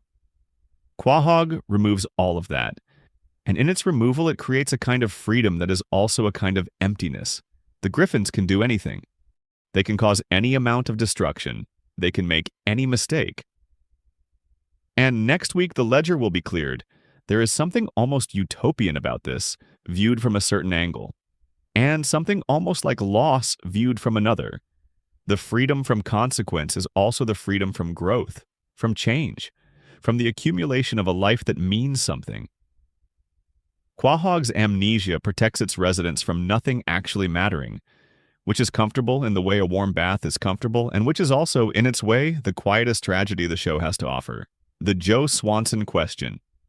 A hero forgotten by his own world, Joseph Swanson arrives in Family Guy's first season as the most admired person on the block. He is in a wheelchair, the result of injuries sustained during a confrontation with a criminal, in which he demonstrated courage that his neighbors found genuinely impressive and somewhat intimidating. He is a police officer. He is strong, capable, respected. Peter, encountering him for the first time, feels inadequate in comparison. There is a genuine quality of admiration, not performed, not undercut immediately by a joke, in the way the neighborhood responds to Joe's arrival. This is not a small thing. The show is establishing Joe as someone who has earned genuine regard through genuine action. He is not a parody of heroism. He is a real hero, or at least a version of one that the show presents with sufficient sincerity that the audience is meant to take it seriously. What happens to Joe across the following 20-plus seasons is one of the show's most thorough and least discussed character dismantlings. The disability that was initially treated as a fact of his character, present, acknowledged, not the thing that defined him, even as it was part of him, gradually became the locus of cruelty. The respect that greeted his arrival shifted, by degrees so small they were easy to miss in the watching, but striking in retrospect, into mockery. His wife Bonnie's feelings toward him grew cold and then contemptuous. His friends, Peter, Quagmire, Cleveland, became people who made jokes at his expense rather than people who looked up to him. The mystery at the center of Joe's arc is not really a plot mystery in the way that Meg's parentage or Stewie's voice are plot mysteries. It is a character mystery. What happened to the man the neighborhood admired in Season 1? Where did he go? The answer the show seems to offer, though without explicit acknowledgement, is that Joe was always going to be treated this way. The admiration was the setup. The mockery was the punchline that the show kept in reserve until it needed one. This is a specific kind of cruelty, the kind that requires a prior investment of dignity in order to function. You cannot mock someone for their vulnerability if you never establish that they had something worth losing.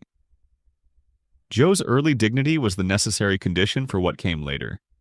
The show built him up with sincerity and then used that sincerity as the material for a long, slow joke. What makes this particularly interesting as a mystery is the question of who Joe was before the accident. The show has visited this territory occasionally in flashbacks that give partial pictures of a younger, uninjured Joe, an athlete, a man of physical confidence, a person whose relationship to his own body was entirely different from what it became. The gap between that Joe and the Joe in the wheelchair is the space in which a great deal of pain and adjustment and renegotiation of identity occurred, and the show has essentially never inhabited that space with any seriousness. We know Joe had a life before. We know it was different.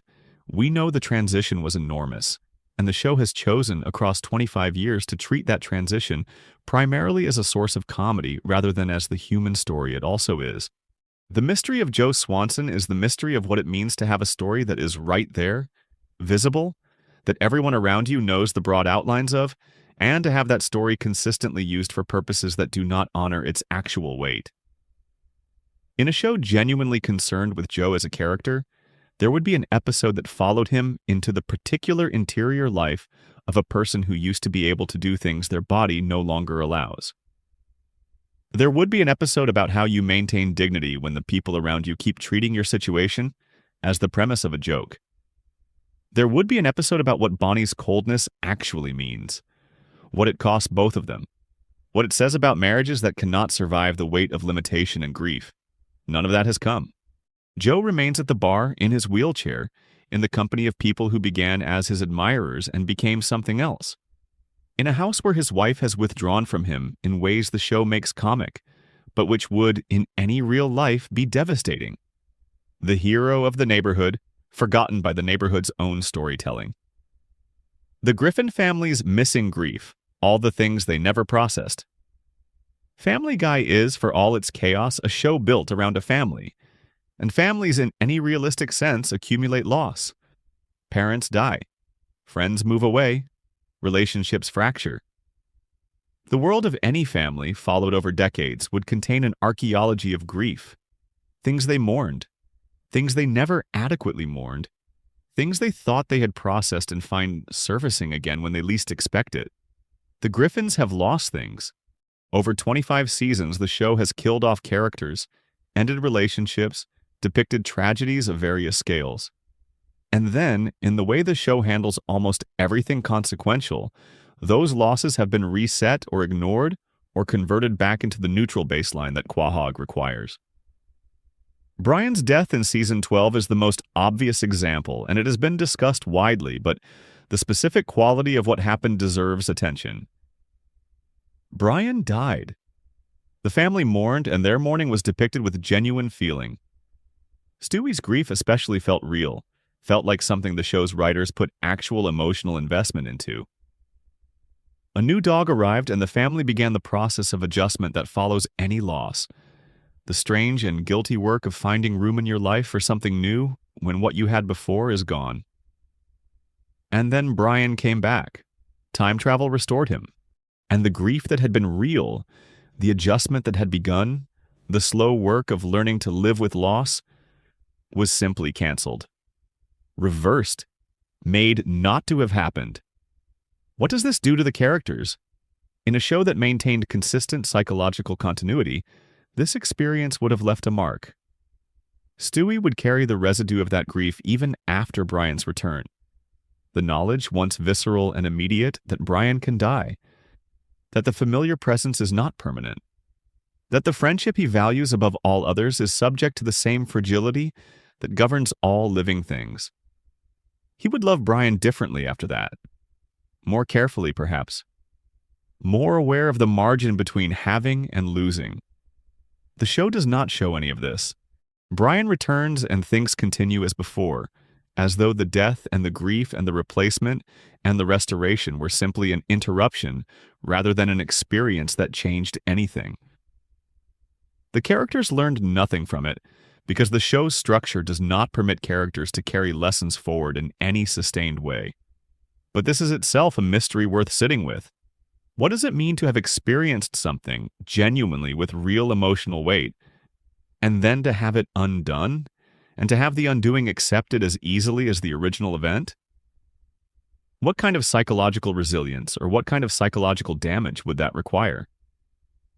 The Griffins accept the reversals of their world with the same casual ease they accept everything else.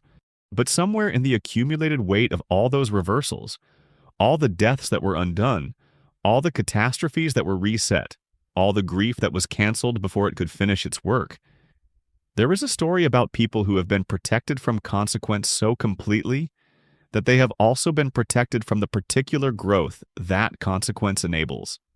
The Griffins are permanently comfortable in their dysfunction, not because they have chosen comfort over growth, but because their world will not permit them to grow, because growth requires that things that happened remain having happened, that losses stay lost, that the work of adjustment and recovery cannot be skipped by going back in time.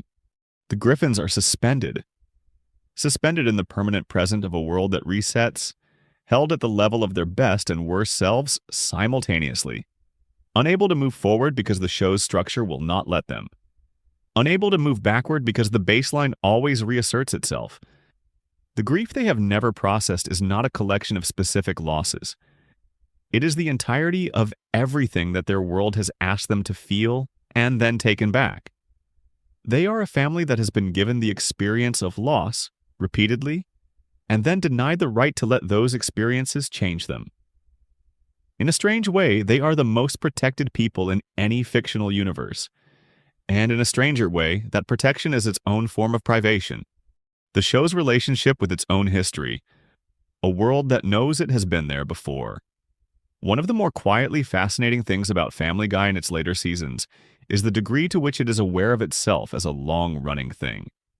Not just in the fourth wall-breaking jokes that became more frequent over time, but in a subtler register, in the way that certain episodes feel like they are in conversation with the show's own past, responding to something that was established years or decades earlier, revisiting territory that the show has walked before.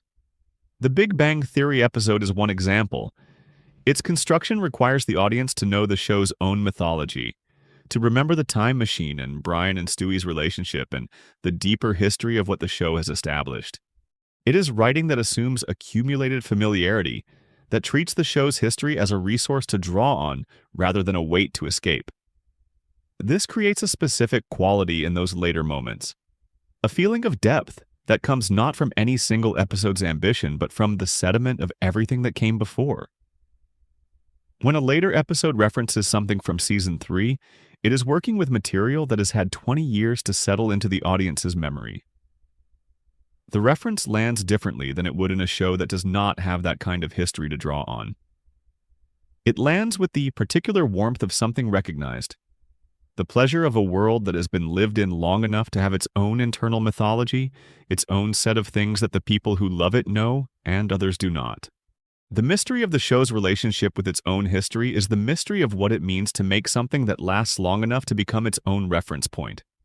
Family Guy has been on the air long enough that there are adults watching it today who were not born when it premiered. For those viewers, the show is not something they grew into. It is something they found already fully formed, already ancient by the standards of animated television, already carrying within it the weight of 25 years of episodes and callbacks and running jokes and discontinued storylines and characters who have changed and characters who have not. What do they make of it? What is the experience of encountering a world this dense with its own history, without having been there for the accumulation of it? There is a version of this that is disorienting.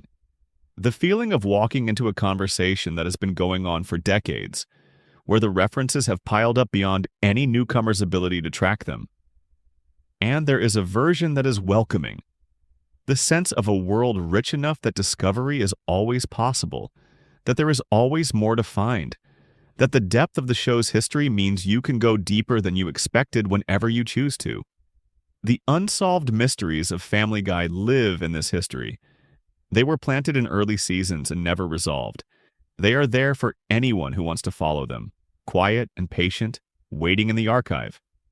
They do not demand attention.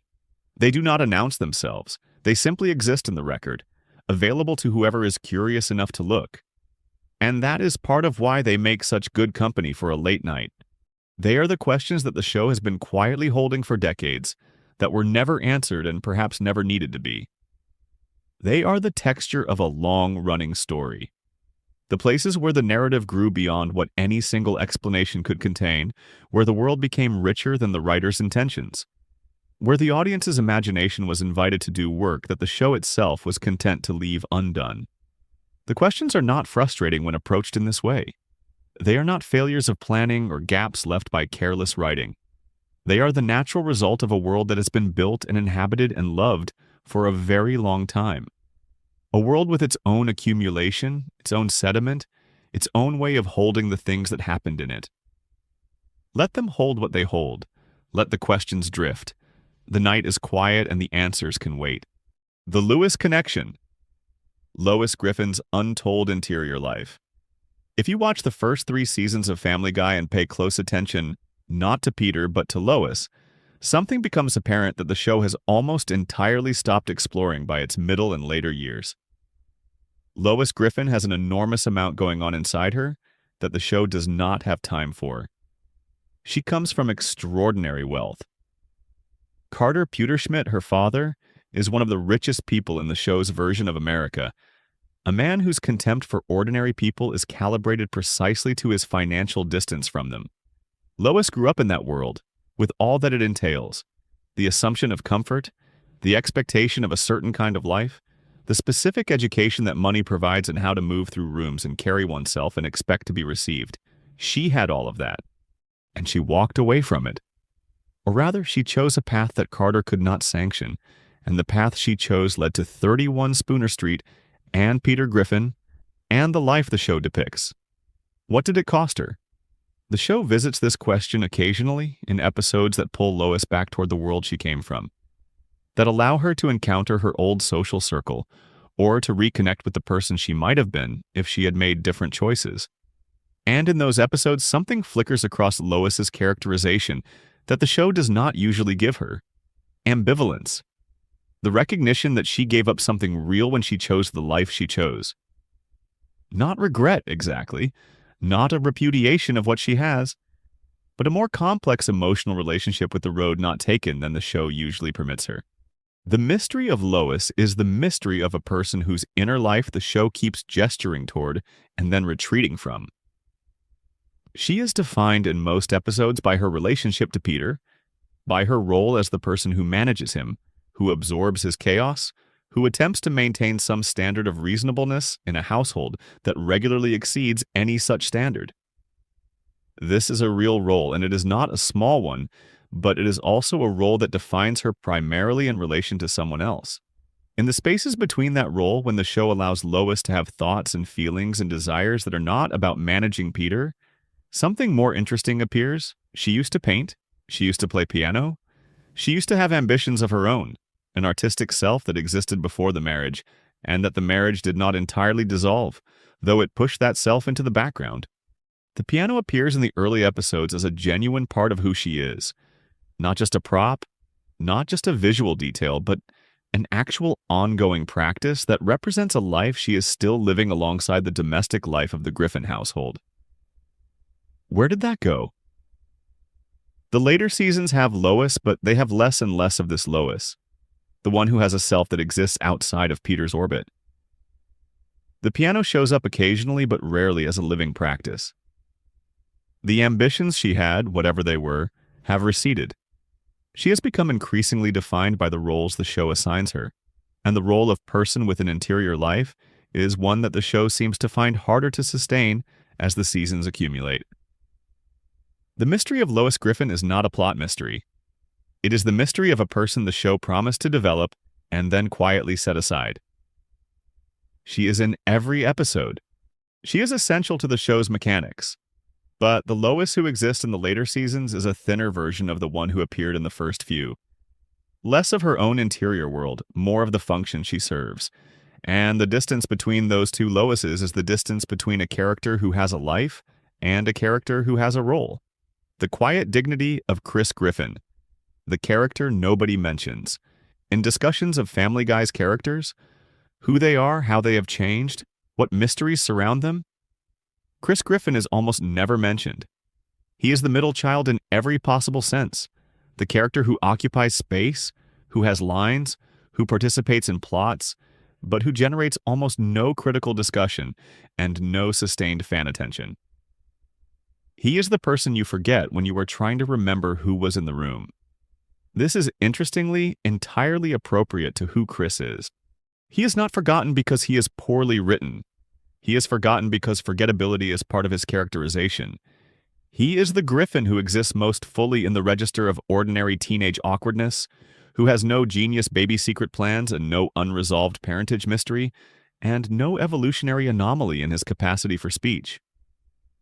He is just a kid, somewhat clueless, somewhat sweet, navigating the specific difficulties of adolescence in a household where the extraordinary has become mundane.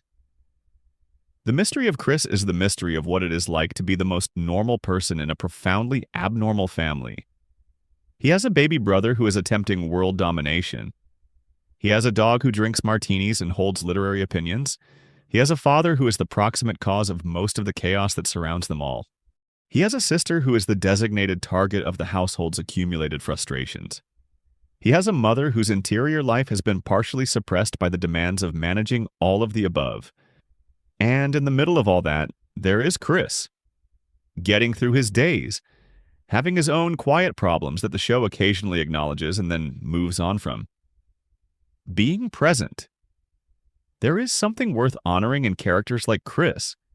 Characters who are not the center of the story, who do not have the dramatic richness of a Stewie or the comic energy of a Peter, who simply occupy their space with a kind of unremarkable honesty. Every family has someone like Chris, The one whose normalcy is the backdrop against which everyone else's exceptionalism gets displayed. The one who makes you wonder, watching quietly from the corner, what it is like to watch all of this and just be yourself, unexceptionally, in the middle of it all. Chris has never been given a real episode about that experience. Perhaps he never will be. But the question of what it means to be the most ordinary Griffin, surrounded by everything the Griffins are, is a question that sits quietly in the background of every episode he appears in. A mystery without drama. A life being lived in the margins of someone else's story. A word on what makes these mysteries endure. The reason these questions have lasted as long as the show itself. The reason fans have been turning them over for 25 years without exhausting their interest is not really about the answers. Most mysteries once solved lose their appeal. The explanation arrives, the question closes, the energy that was sustained by not knowing dissipates into the settled world of having known. What keeps Family Guy's mysteries alive is the feeling they produce in the person who holds them. The feeling of a world that is larger than any single episode or season can contain. The feeling that underneath the jokes and the resets and the chaos, something more coherent is waiting. Something that would make full sense of all of it if you could find the right angle, the right way of looking. It may not be there. The writers may not have planned it. The coherence may be, in the strictest sense, an illusion. A pattern the audience has imposed on material that was never intended to be patterned. But illusions of this kind are some of the most productive ones available to us. The search for meaning in a world that may not have intended to provide it is not a failure of clear thinking. It is an act of imagination. It is the audience doing what audiences do best, making something richer and more resonant from the material they are given than the material strictly warrants on its own. The show is better for having viewers who look this closely at it. The mysteries are more alive for having people who want to follow them. And tonight, in the quiet, following them has been its own kind of pleasure. No urgency. No need to arrive anywhere. Just the slow movement through questions that have been waiting, patient in the dark, for someone to come and sit with them for a while. One final word. There is a rhythm to falling asleep to something, a cadence. The way the words slow down and the images become less sharp, and the mind starts doing its own work at the edges of what you are actually processing. If you have been listening to any of this in that state, eyes closed, mind drifting, catching phrases here and there and letting others wash past, then you have been experiencing the show in the way it deserves to be experienced in this kind of context. Gently, without the pressure of following every thread, letting the questions ask themselves and settling into the particular comfort of not needing answers right now. The mysteries will still be there when you come back. They have been there for 25 years. They are not going anywhere. There is something reassuring about a show that keeps going without resolving. It asks less of you than a show that demands you keep up with its consequences and its changes. You can return to Family Guy after years away and the landscape will be familiar. The same house, the same bar, the same baby with the same broad ambitions and the same dog with the same quiet sadness. The same giant chicken somewhere with one eye opening. The world is still there. The questions are still open. And the night is still long enough to let them breathe. Sleep well.